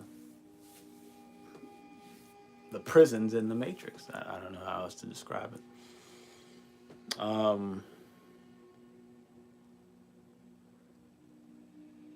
The Eight of Swords card says graffiti. That made me laugh. It was a guy who was in prison, and we was talking about that earlier. Oh, shit. On the card, he was comfortable. Michael Miller said that's the wisest thing you said. Logas. No, Logan. Intermediate level, it's your channel. You're on an advanced path. Right, maybe you might be able to call it, you know, advanced, maybe, right? I think it's just the. I don't think it's really an advanced path. I think it's the ultimate path, meaning it's like where we were ultimately ultimately we're meant to get to this point. We're meant to get to the point where it's called waking up for a reason, right? It's like you wake, like, you know, you get to a point where you really just start to wake up, right? So I really took that, you know, seriously. You know, waking up has become my religion, right? Waking up. It just happens to be, I chose a religion that's constantly evolving. That's what I've chosen as a religion. That's the omni-meta spiritual way, right? It's constantly evolving. It's never, it does not look the same. It can't be explained in the same way, right? I never thought I was gonna, you know, even when I didn't think I was gonna, that this was what I was gonna be saying a year ago, right? I didn't think I was going to be like, throw the numerology out the window and throw the zodiacs out the window and just start throwing the deities and the entities out the window. I just threw everything out the window, right? I didn't think I was going to get to this point, but I got to this point not because I didn't believe in it anymore, that it's not real anymore, that it's not have any validity or truth or credibility. No, I think it's still just as true and as credible as it was when I was using it every day. I just came to a new understanding that they're just representations of the matrix. So I just came to, I'm like, well, if I want to get out of the matrix, I got to look beyond. I got to look beyond the makings of the matrix. I got to try to look over the wall. I got to look behind the veil. I got to, So I still see the numbers. I still see the signs. I still see different entities, faces and things. I still feel things, people's energy on me. I still have all these spiritual experiences. It's just once I feel that, I'm like, distraction. I just move it out the way. I'm like, distraction. I gotta get out this matrix, right? That's the matrix trying to distract me with this and with that. No, I'm getting out. You're not gonna keep me here, right?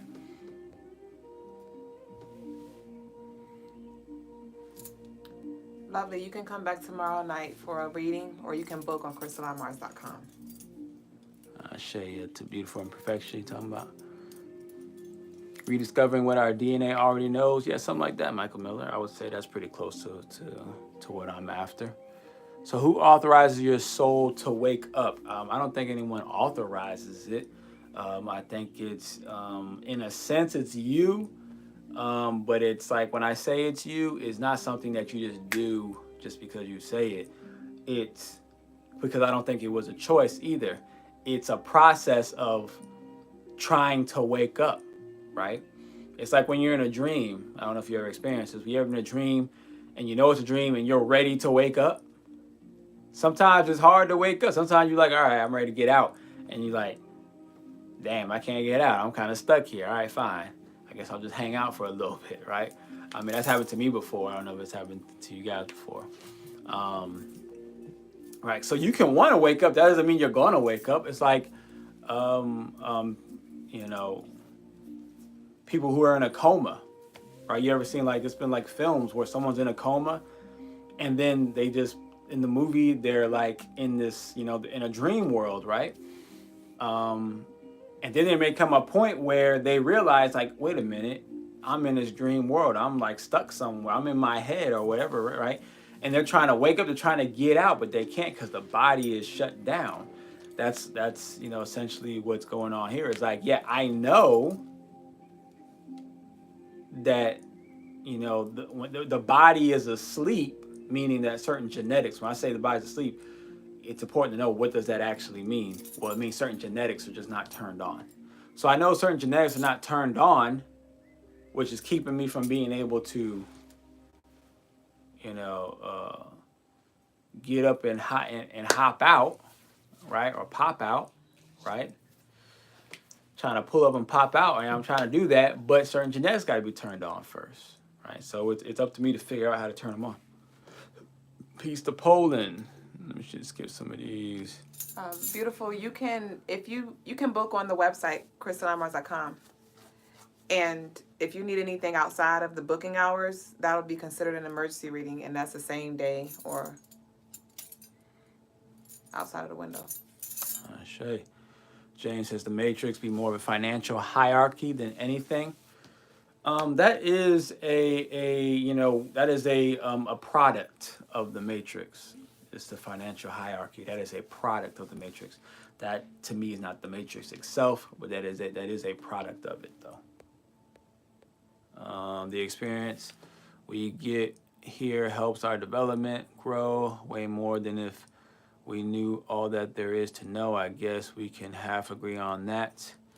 He said the experience that we get here helps our development grow way more than if we knew all that there is to know. I guess you can say that, right? I think that's just a religious way of thinking.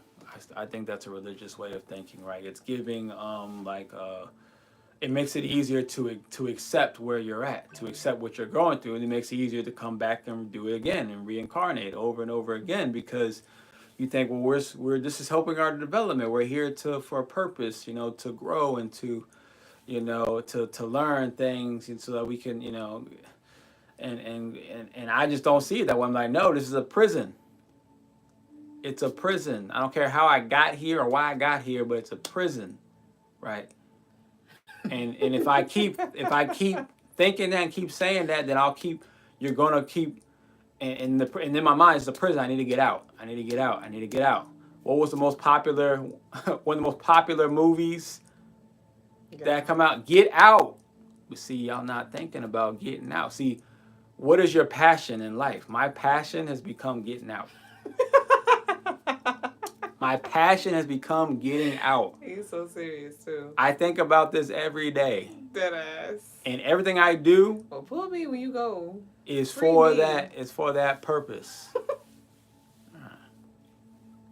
It's not gonna be a pull. It's gonna be a follow. You have to just follow. Okay, I'm gonna break out my cell. You just gotta follow. You'll see. Cracking the wall. You just gotta stay within arm's reach, staying within my vicinity, because that's where I'm headed. No matter what, I'm getting out, right? Getting out. Right. That is my passion in life. This dude said the Matrix. I did. Why? Which could be spiritual battle nonetheless. Shay, do you guys believe that there are different beings like aliens? Once again, I'm trying to go into the belief route, but I guess maybe when we talk about aliens, I guess maybe we have to say belief, but I don't really think we need to, But yes, I do subscribe to the extraterrestrials. I believe, we'll go to the belief. I'm pretty sure that that's why we are the way that we are. We are essentially, in my opinion, half half alien. I'll just say that, half extraterrestrial, right? That's the simplest way to put it for me, right? We are half that, half earthling, half extraterrestrial. Who got the golden healer bracelet? Blaze. That's good for you. Okay, Blaze, you want one? I believe I have more to make you one if you want one.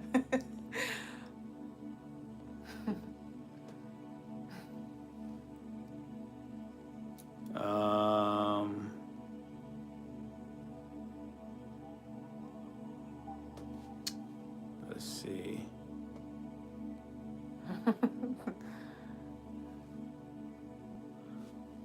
Good morning to Nazari.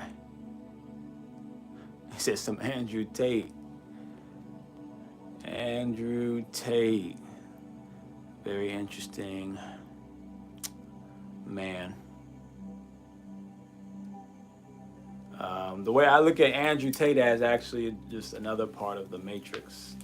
To tell you the truth, he speaks about getting out the Matrix. I think he actually is, you can call it like a false prophet, a false idol. He's actually leading you to stay in the Matrix, really. But, that's just me. We are here against our will to block us from our knowledge of the Godhead. Shade to June Blood. What does she think? I mean, she thinks a lot of things. I don't know what in particular you asking about, right? She has explained a lot of her thoughts tonight, so I don't know what do you want to know about her thoughts. Where are you? We're in Virginia. From Russia, peace to Russia. Earth is a prison. Yes, I believe Earth is a prison.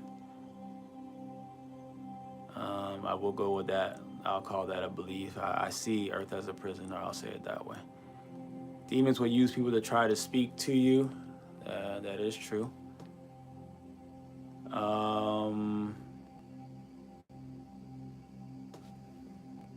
Let's see. Prison is humanity. I don't know. Okay. I mean, yeah, something like that.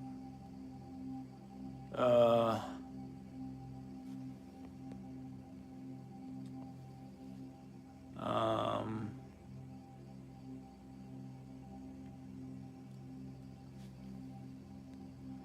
you can look at it as if you are saying you are a prison yourself.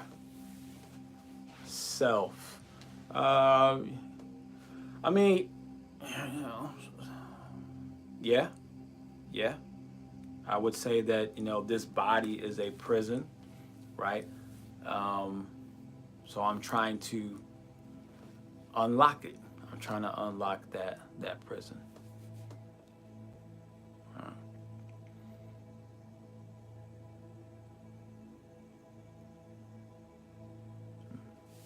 Unlock it to where I can either use the prison, then for my own means, whatever I want to do with it. That's the fifth dimensional body, basically, where I can take over the prison system called the body. I can take over it and then use it how I want to.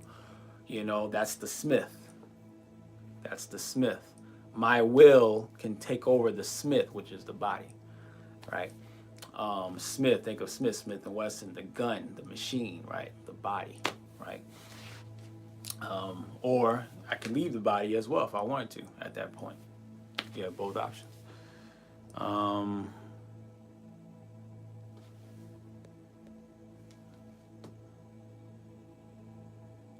But she can disagree with your understanding. Well, yeah, she definitely disagree, right?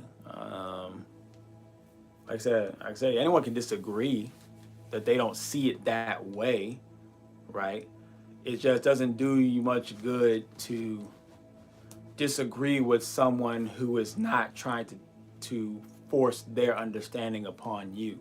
If they're only sharing it from the angle and saying this is just how I see it, then and then you're saying, well, I disagree. To disagree means you're trying to battle against something. I'm trying to push that off of me, right? Which then comes then I ask the question, well, why do you think I'm trying to get you to agree? Or why do you feel like I'm trying to persuade you from my perspective? Or why do you feel the need to have to disagree? Because if you actually listen to what I said and took it for how I said it, he's like, oh, you're just explaining to me how you feel about things, how you see things, you're telling me that that's you, right? You're not saying that this is what it is. You're just saying that's just how you see it. Like, oh, okay, that's interesting, right? Well, this is how I see it, right? So she could definitely, say a opposing idea without disagreeing. Yeah. You can say, well, this is how I see it. I see it from this angle. And I'm like, okay, that's how you see it. All right. But I said I disagree. But see, I would not. But she, but it's.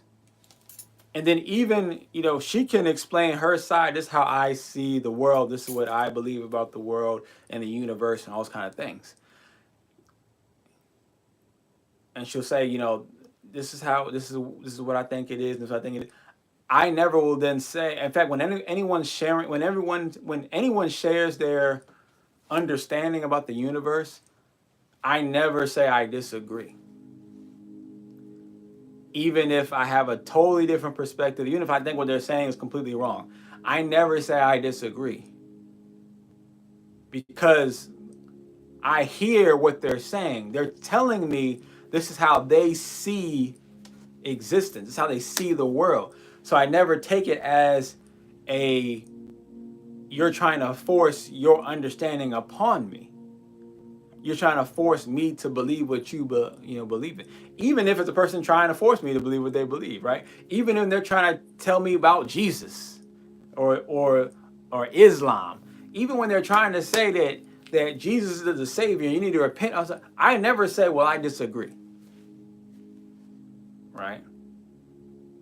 I will most of the time say, I could see that. I could see where you're coming from, right?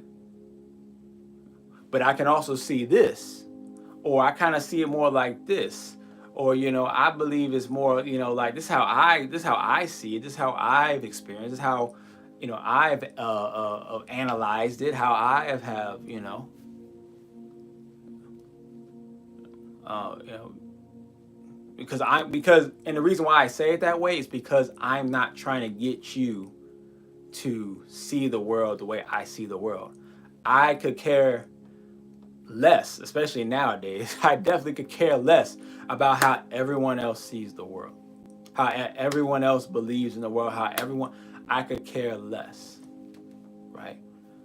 You know, I only do this because Duüblé's doing it, and she, you know, and the people, they want me to come on here, and Duüblé, well, she originally asked me to come on here, so then I came on here.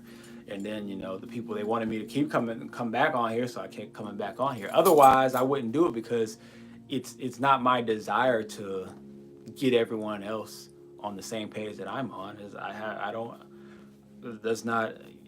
It has nothing to me, you know, sharing with others. To me, has nothing to do with what my personal goal is, right? But obviously, you know, the universe, you know, the matrix is the matrix, so it's gonna, you know, I go along with the matrix. I clock in. I'm like, the matrix, like, hey, I need you to be here. I'm like, all right, look, I got it, boss, right? The warden, you know, I play along, like, okay, the warden the warden got me here. You know, I got to do what the warden says for now. But while the warden's not looking, I'm digging a little hole behind the poster. Y'all remember Shawshank? I'm sorry, law by senses. Well, he He had a hole. Yeah, but he was like blowing up people He and was. stuff like that. He was coming back though. He was on a whole nother deal. He was seeking vengeance. Yeah, he was seeking, you know, vengeance, right? Yeah, I'm not seeking vengeance, but I am seeking to. You like Truman? I'm trying to figure out what. I'm seeking to.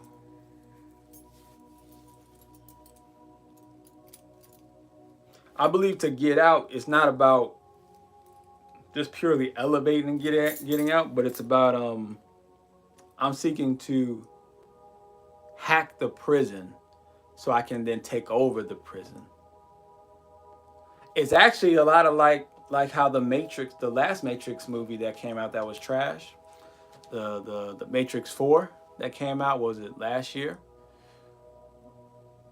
In the end of the movie, you know, Neo comes back to realize, like, oh, they put me back into the prison again, into the Matrix again, right? Trinity and some other people, they all like realize, like, we're still the Matrix is just better than what it was, but it's still the Matrix, right? And they say, you know what? F trying to get out the Matrix, F trying to get out the prison. Let's just take over the prison. And that's what they did at the end of the movie of the Matrix 4. They said, you know what? We're just going to take over the Matrix and make it how we want it to be. That's what we're going to do. Because we tried getting out, right? We got out, but then we end up just falling right back in it. You know what? Let's just take over it, right? And I believe that's, by taking over the prison, you can then turn that prison into your, you know, vehicle. Because it's like if you it's like Haiti. Haiti defeated all the European nations, right, and won its independence. But then it had nowhere to go. They had no power. They didn't have enough resources or anything. So they got out the prison. Well, look at Haiti now. It's back in the prison, right? It's not enough just to try to get out the prison. You escaped out of prison, but then the police came and snagged you and threw you back in, right? Because you didn't have any power, you didn't have any control, right? So my understanding is, in order for me to get out the prison, I actually got to take over the prison, and then when I take over the prison, then I can leave when I want to. Right? So it's not going to be me just disappearing type thing. It's like, no, it's me, you know, taking over the world type of thing, and then you'll recognize, like, well, you know, if you run the world, if you run the prison, then you can, then that's when you want to be like, hey, just make sure you let me know before you leave, because I see you run the prison now, so I know you can leave. I know you can go, right? So it definitely won't be a I just disappear one day type of deal. You know, it's when I get the keys and you'll see it. That's when when I am in control of the prison. Let me just skip down to the bottom. I've been on here too long. Someone else did a super chat. Samsonite, it made sense. OG, you were saying don't let the tool become the idol. From what I took away, those things are true still. You transcend the need shade to Samsonite. That sounds like a pretty good way to look at it right there. Let me just go to the end here. I know graffiti, I probably should. We'll bring graffiti on because, you know, it is the, what's it called?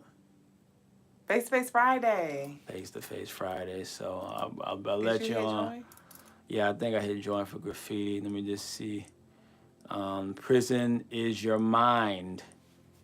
Graffiti probably like, I'm in the bed under the sheets. Said the prison is your mind. Yeah, something like that. You know, but I said I try to stay away from cliche sayings. The prison is your mind. It's like, okay, well, what does that mean? Prison is your mind. Okay, well, how do I get out the damn prison that's in my mind? How do I, like, you know, what's the key? You know, nobody has the answer to that. As above, so below. Another great cliche. You guys are a beautiful couple that's equally yoked. Ashe, Kenyatta. Ashe. I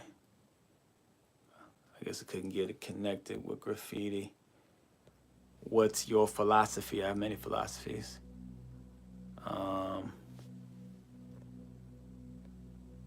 Stop watching after Matrix 3. I understand, just be easy. Matrix 4, I mean, it's definitely like a trash movie as far as movies are concerned. But I felt this deep, I knew there was a deep understanding and connection and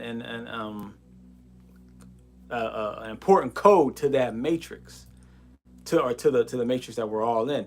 It was just such a bad movie that I couldn't quite pick it out yet. So it took me a little time for me to figure it out. You know, because I watched it like maybe 1.5 times. Right? Usually all the other ones I watched over and over and over again. But this one I was like, I can't even sit through this thing. But I think I watched it twice. I think I watched it full 2 times. Let's see what we both do for a living. We do this right here. And, you know, occasionally some side missions. What you're saying is contradictory, says Majahi. You're saying you respect everyone's unique thoughts. I do. You don't care to force your way on anyone. I do. Yet corrected her choice to use the word disagree. I mean, I could see how you would say that I corrected and you know, and I did correct her.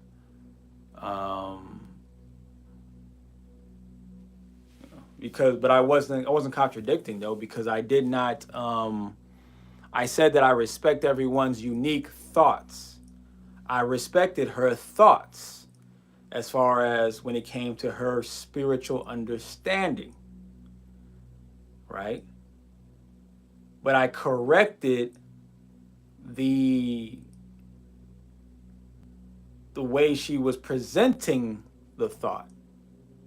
I didn't correct the thought itself, the idea itself, the philosophy itself. I wasn't disagreeing with, or I wasn't disrespecting or going against her philosophy. But I was saying, well, the angle that you're coming though is from a version of disagreement, right?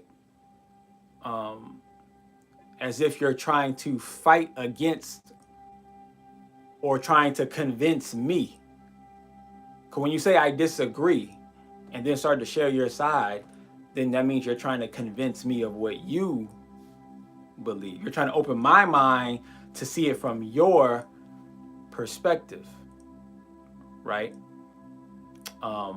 As if I was trying to force you to see it from my perspective, right? So I was merely just sharing with her that, yeah, I respect what you're saying, right? I was just trying to assist her I was trying to assist her so that it would help her in the long run to be able to hear somebody's thoughts that you disagree with for yourself, and then respond in a way where you don't use a term like I disagree. The art of language.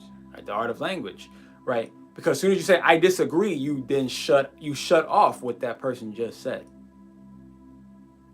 You shut it off. You end up blocking it out. So I was actually trying to help her to be able to share her ideas without blocking my idea out. Because that's what those words do. Words are spells. They're spells, right? So that's why I will typically, very rarely will I say something like disagree.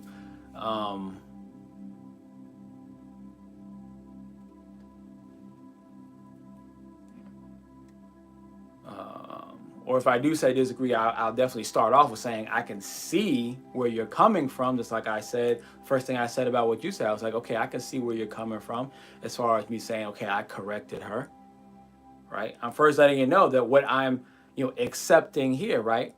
Now I am saying I disagree with the contradictory part, but we're not talking about a philosophy. I'm not going to typically ever say I disagree with your philosophy or your ideas about the universe, right? Because that's who can I really truly 100% prove that my idea is correct over yours? I can't, and neither can you. So it would be ridiculous for me to disagree with that, right? But as far as like something tangible, like is my words being contradictory, then I'm going to say, well, I disagree because according to the definition, I'm not contradicting. I'm not contradicting at all because I'm not correcting her philosophy, her ideas. I was merely just trying to help her to be able to express her ideas, her idea that maybe go against or maybe opposite of mine, but without her shutting down from my idea, because in the long run, it'll help her to expand her ideas. It'll help her to expand, right? Is it going to expand to the way I think? I don't know. But that's not my goal. My goal is not to expand her to think the way that I think. My goal is only to help her to just expand. That's it. Just to help her to expand to whatever that new understanding, may and will be, and help her to expand faster than she would. She's already going to expand, but by me saying what I'm saying and telling her about that, getting rid of that disagreement part, she'll just expand even faster. So instead of taking 5 years or 10 years maybe to get to certain understanding, she might get there in 5 months, all because of that one thing that I brought to her attention. Which I can say, I think is an important. Remember a while ago when they asked what's one thing that I learned from being in a relationship with you, and it was hard for me to answer that question a few months ago or weeks ago. It was a few months ago, I think. But that's one thing that I have learned that you all witness in real time, which is learning to not be argumentative, ultimately, and not to just get along or to let the energy just move on, but ultimately it's like, okay, I already know where I stand or where I think I stand, and so I'll speak my piece on what I think or feel or know, and then when checked or when another perspective comes in, I'm learning to check myself rather, because I'm not being checked, but in a sense I guess you can call it check, but I know that has a negative connotation around that, so I'm just trying to be very intentional with my words. But ultimately, taking a step back and seeing the other perspective, and then gathering the all together and moving forward. But typically, we're just so used to just trying to be right or prove a point that we just go back and forth, and not every conversation or idea needs to necessarily have a debate. Not when you're trying to, and that's ironic because I was talking to the lovely about the expansion, because the 6-6, and I was like the 12 and the understanding and studying self so you can expand your awareness of of the earth, and that was a real life example that branched off from that.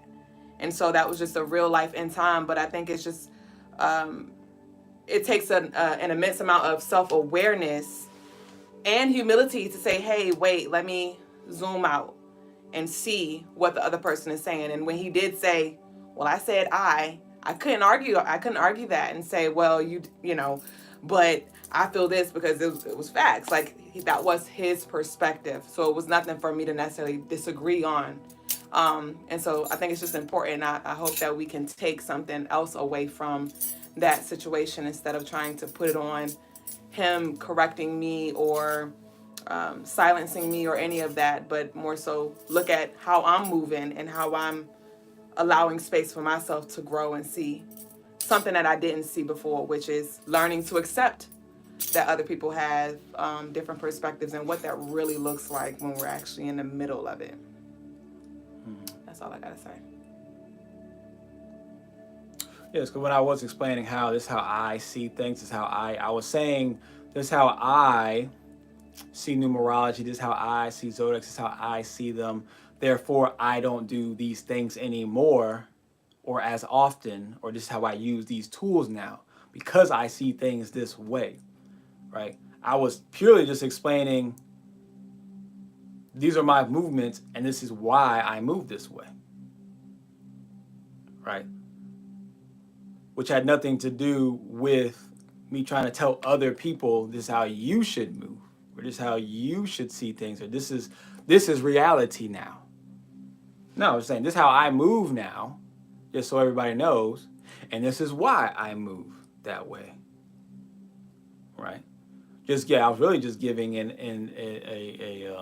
a reason for why I'm not going to. I'm not doing the lessons on the numerology, on the zodiacs and stuff like that, anymore, right? I don't really use those things anymore. I was just giving a reason why, right? And honestly, when I responded, I was responding from the perspective of, because this is a space where we are quote unquote the teachers, I took it as you were telling the people that. But then when you reminded me of the words that you used, which was I, and you made it about you, it put me back into I consider that other perspective where I was like, wait, he's not pushing this, he's speaking his. But because we're in this atmosphere, I just by default took that as you telling the people that it didn't matter, but that's not what you said. Yeah, because I'm not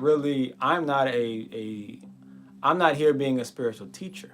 Yeah, I said right? that loosely. Because Duüblé is the spiritual teacher. Because that is the role she has chosen for herself. She has chosen that role, right? I am just a fellow spiritual sharer. I'm just sharing, what I know or what I believe I know, right? Now, it's not to say that I never taught anything. I do. You can protect people and not be a police officer, right? You can train someone and not be a certified personal trainer. You can coach somebody and not be the coach of the team, right? I do teach, but I am not taking the role of I am a teacher, right? There was times, where I did take that role some years ago, right? But I don't take that role now. I'll teach if somebody wants to be taught something, or but I'm not. I don't subscribe to being, a teacher, just throughout my day, throughout my life. I've you could say I've evolved past that, where I no longer need to be seen or known as a teacher. It's when you get to a certain level to where you say, I'm just one of you guys again. I'm just another spiritual, person on the journey, right? Because I don't feel the attachment to the teaching part anymore. I don't feel the attachment, right? I'm just on the journey, But I'll share what I know or what I experience while I'm on that journey, right? which is necessary if you want to get to higher levels. At a certain point, you have to. The master, if you watch Kung Fu Panda, the first one, you have the students, you got the panda, you got the master teacher, the little, I don't know what he is, like a little rat or something, right? Why is it always a rat? Like the Ninja Turtles is a rat. I don't know, something about the rat, right? Or a mouse. I guess he kind of small, maybe a mouse. I don't know. But then you have his teacher, the turtle, right? And the turtle doesn't teach. He's just around. He's just around, and every once in a while he'll say something, be like, he'll throw out some quick wisdom real quick, something he'll throw, but even the wisdom isn't really wise, because like half the time he like, I was just saying some bullshit, like, you know, like it's, you know, because he's like, he recognizes like this is a matrix, this ain't real, none of this shit is real. That's why I got my student, he the teacher now. I don't care about none of that. All this shit is stupid. It's all stupid. All right. I'm trying to figure out how to get out of here. And by the end of the movie, he got out. By the end of the movie, he found his way out. And when he found his way out, he was talking through his light body. He would like talk to them, and he was still like on some, hey, like, yeah, this is some bullshit. Y'all still in this bullshit, but you know, hey, good luck. You know, I'll drop a little something off for you, you know, but maybe one day y'all figure it out like I figured it out. Like it's some, you know? So you know, that's where I'm at. I'm the turtle. Turtle. You know, I'm saying, are you turtle enough to be in the turtle club? The Ninja Turtles, are you a turtle enough? Mr. Jones says, LOL, at him claiming he doesn't use cliches. I didn't say that. I said that I try to stay away from cliches. I will use them. Language. I will use them, but I try to use them seldomly. And if I do use them, I then try to explain my reason for using them, right? I don't just throw them out there and let that be the law, right? Because the cliches are not my religion. People use them in a religious way. They say a cliche the same way they say a Bible verse. You know, you throw out a Bible verse, boom, that's law. You throw out the cliche, that's law. See, that's why I try to stay away from that. Did you say Cowabunga? Cowabunga. That was on the movie that used to like. That's the Ninja Turtles. Oh. I came from the Ninja Turtles. Oh no, I know another. Yeah. It's like Maxine's World, I think. They got that from the Ninja Turtles. Cowabunga, dude. Pootie Tang vibes, Ashe the Pootie Tang. I wonder who played Pootie Tang. Talking slower doesn't make you sound smarter. That's good, because I actually talk slower so that I don't sound as smart, because the smarter you sound, usually the harder it is for some people to understand what you're saying. Harder it is for them to keep up with what you're saying. It just sounds like you're throwing a bunch of stuff at them. So I talk slow on purpose to actually make myself sound simpler. I'm trying to make myself sound simple. So the fact that you're saying that I don't sound smarter, that's actually a good thing. I don't want to sound smarter. I want to sound simpler. I want to sound as simple as possible so that you understand where I am coming from.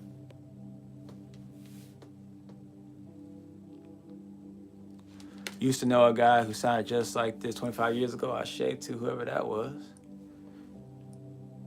Just say you disagreed with her.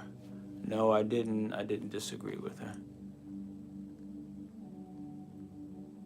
Let me push down. There's a lot of people in the chat, so they talking. Emotional intelligence. Okay, emotional intelligence.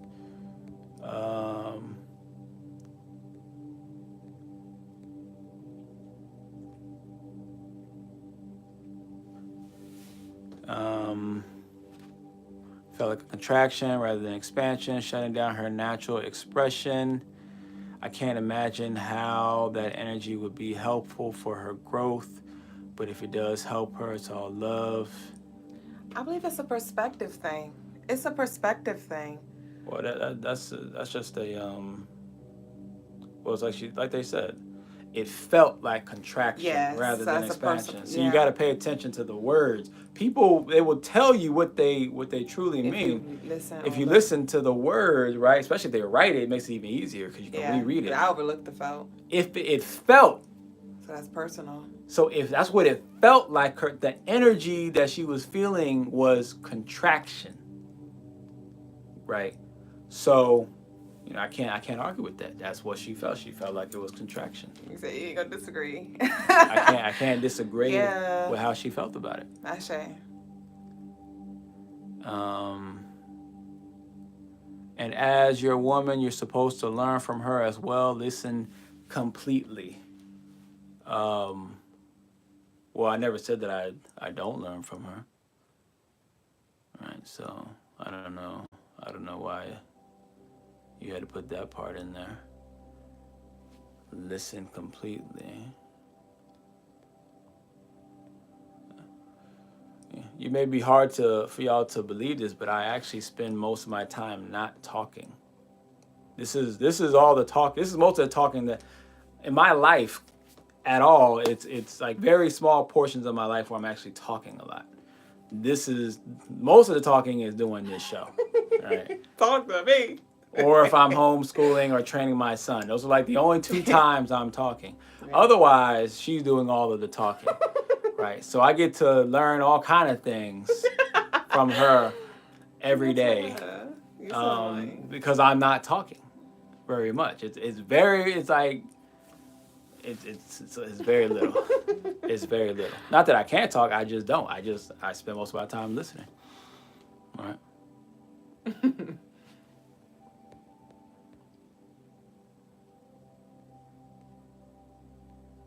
Juan says, "How you stay so calm?" My mom has the same thing. I don't know if you're talking to me or talking to you. Well, I stay calm, at least in this space, because I understand. And also, most times when we aren't calm or we let our emotions take the front seat, it's because we either feel threatened or in danger or as if we have something to prove. And it's none of those things for me. So I'm just here to give and receive what, eat the meat, essentially. And I just spit out the bones. I don't be mad at a bone for being a bone. I just spit it out. Juan says, "Does anything make you mad?" Yeah. You know, yeah, things make me mad. It's become less and less. Like, you know, as the years go by, there's less and less amount of things that make me mad. Right, less and less amount of things. And there's some things that I purposely will make myself mad or give off a mad response because I feel like that's appropriate for that particular moment in time. And I might not feel mad at all, but I'm like, I should get mad though, because if I don't, then this will be a problem. So then I will, you know, like force myself to express the emotion of mad, but then I actually am not mad at all. But there are very few things that make me mad. The majority of them, if I do get mad, it's going to be from Duüblé, if it's going to be, you know. But even then, it's not a whole lot of things that... This is once I get really carried away. There's not a whole lot of things that make me mad, or less and less things that make me mad with her as well. It's not a whole lot of things with that either. But it's not, when I say that if I'm going to get mad, if I do get mad, it would be from Duüblé. It's not because she in particular has this great art of making me mad. No, I've just always been more sensitive to whoever I am dating, to my partner. I've always been more sensitive to them, which I think, you know, that's how it is for a lot of us, to tell you the truth, right? But definitely for me, right? It's harder and harder for me to get like even when I start to maybe get mad at something that she may say or do, it's like then my next thought comes in, and I'm thinking about, it's a distraction. It's part of the matrix. Just, ignore it and keep going. Just ignore it. It's a matrix distraction. So then I end up just letting it go, and I'm sitting there looking like, huh? Let me get it. Kung Fu Panda, enlightened little buddy. Yeah, Kung Fu Panda, man, is deep. These movies be deep. A lot of y'all don't understand.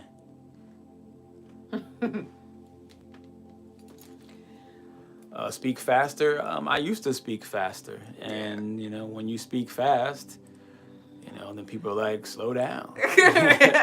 People slow down. So it doesn't. Speaking fast does not. Listen to Cat Williams. He speaks very slow. Listen to Dave Chappelle. He speaks very slow, and people hear and catch every word because they're. If you speak slow and people don't want to hear what you have to say, then you probably shouldn't be talking.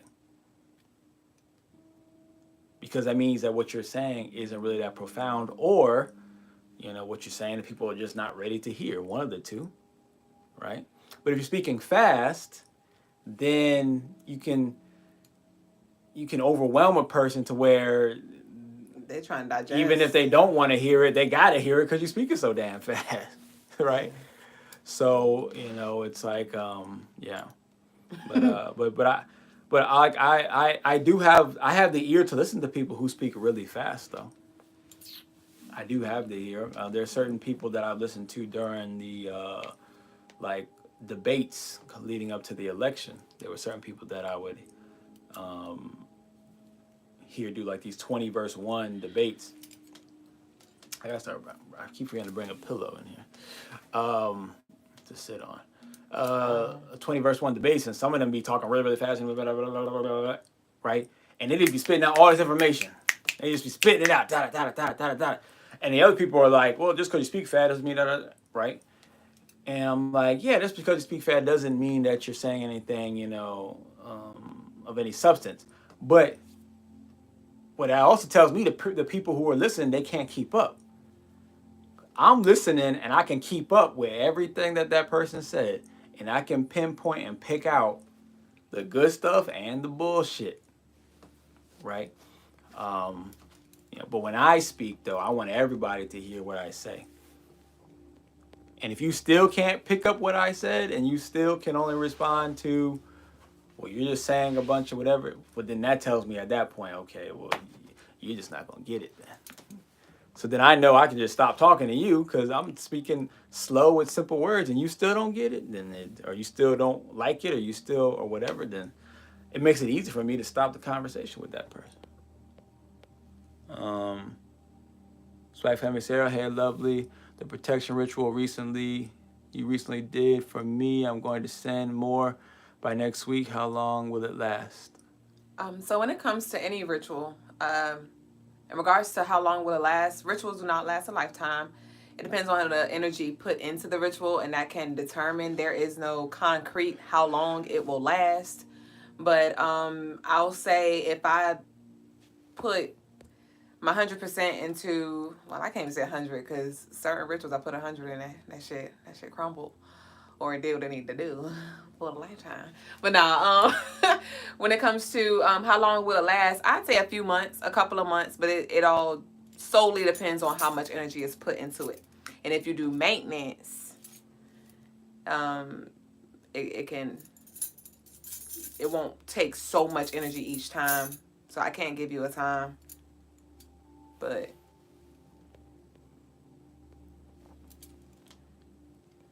let's see, y'all. Anger is useful emotion. We have it for a reason. It's okay to feel it. It is okay to feel it. Mijahi. It is Mijani, maybe. The lights went out. Majani. It is okay to feel anger. It is okay to feel anger. I just tend to not always feel it at times when I know at times, I just don't always seem to feel that at times when you might think a person would feel anger, right? Not because I'm trying to ignore the anger, just sometimes I just don't feel angry about it. I'm like, it's whatever. Annoyed, for sure. Well, no, I'm talking about like I don't feel. Sometimes I just might not be annoyed or angry. I'm just like, whatever. But then my brain might look at it like, but I need to correct this though, or I need to check this person though, because if I don't, then this other issue can happen. And I'm like, okay, well, then I'm gonna be angry. So now I have to, I don't make myself angry, but I know how to just act angry. I know how to, it's like an actor. I can just present myself as angry. I know how to look angry, how to just make the expressions and use of what I just know what to do to give off the impression of angry, right? And then there are other times where I am angry, but I'm like, I need to show some of this anger, but I need to kind of control it though, right? Based on the situation. So then there's those situations too. And there's some situations where I'm angry, I'm like, I'm angry, but I really don't need to be angry about this. This is stupid.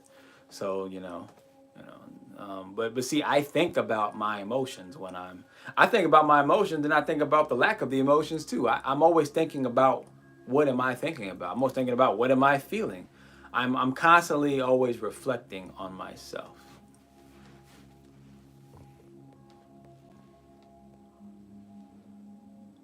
Right. So once again, as you can see, I mean, it's very rare where I just say that, who'd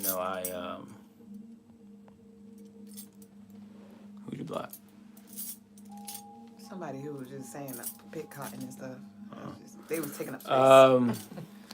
Yeah, I very, very rarely gonna hear me say like, well, that's wrong, or no, I shouldn't do that, or, it's like I keep saying, no matter what y'all say, I'm like, yeah, that's true, and then I'll just explain my side of the story. It's like, it's which is, so the answer to the other person's question is like, how you stay so calm, because I actually see how correct most people are, even the most ignorant people. I'm like, they be thinking they're trolling, but I'm like, oh, that's kind of true though, what you saying. Like I just, because I don't know, I just see past the matrix. People have attention spans of German shepherds. It's frustrating, I say. It's midnight. Y'all know it is midnight. I gotta get off this. It's getting late. Don't act on anger, just understand why it's occurring. That is part of the process. Canterbury genetics. That is part of the process. You must be an air sign. I have Aquarius moon, and I analyze my emotions for more than I feel them. I'm actually a fire sign, but I am meant to master my Aquarius. That's in my North Node, so I must be doing a good job then. I must be doing a good job. Because I'm giving off the energy of Aquarius. That's the energy that I've been trying to master on purpose. Ashe, I'm getting there. I'm getting somewhere.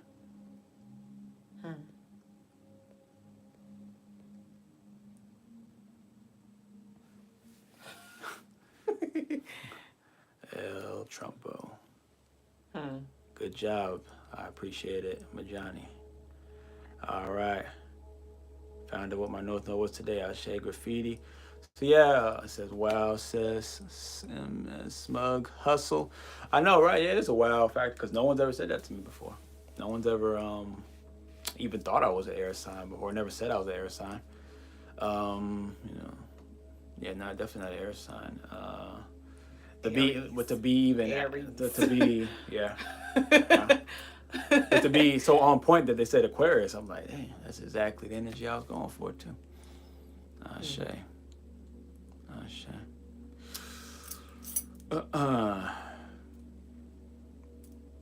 Said why I say hateful stuff. I mean, the word originally comes from unhateful origins. It's like the Nazi flag, the Nazi symbol is actually a symbol of peace and love and growth from Buddha, right? So it's and people are just ignorant to the power that they're actually wielding or expressing or sharing. Thoughts on Christianity? Christianity, would say it's a religion. It's a religion trying to make sense of existence, right? Trying to make sense of existence. At least that's part of it. But then it's also, a part of it is a system used specifically to trap people into a matrix. It's another a prison. It is another prison. I'm an Aries sun. And that's part of why people Mercury feel what they feel rising. from Logas' energy because of that Aries. So he gives very dominating and like Aries energy. But I know the insides. With the way you express yourself resonated so much with my Aquarius moon. Ashe, to the Aquarius energy. I'm getting there. The growth is happening. So master your moon sign. It governs emotion. Yeah, my moon is Cancer, so relationships are a big deal for me. Stefan He's really Diggs. kind on the inside. You just can't see it. Stefan, I think I do kind of look like Stefan Diggs. He just kind of have this look to him. He's a football player. If memory serves me. I wish I was educated in this. Hey, you just study. That's all. Peace and blessings from Detroit. Peace of Detroit. Oh Lord, we are not. Oh, freak Bob, you gotta run it back. Well, we didn't go in there, but all right. Yeah, we're gonna have to. Yeah, I've been on too long. I remember when I first got on, it was like 9:45. Hell yeah. And I was like, I'll probably get off at 10 something. Psych. It is 12. It was a good show though. I enjoyed tonight. Peace to the Scorpios. So I said, Ashe Asante and Amen. Ime Kamalika, it's done. Peace, lovely. See y'all tomorrow.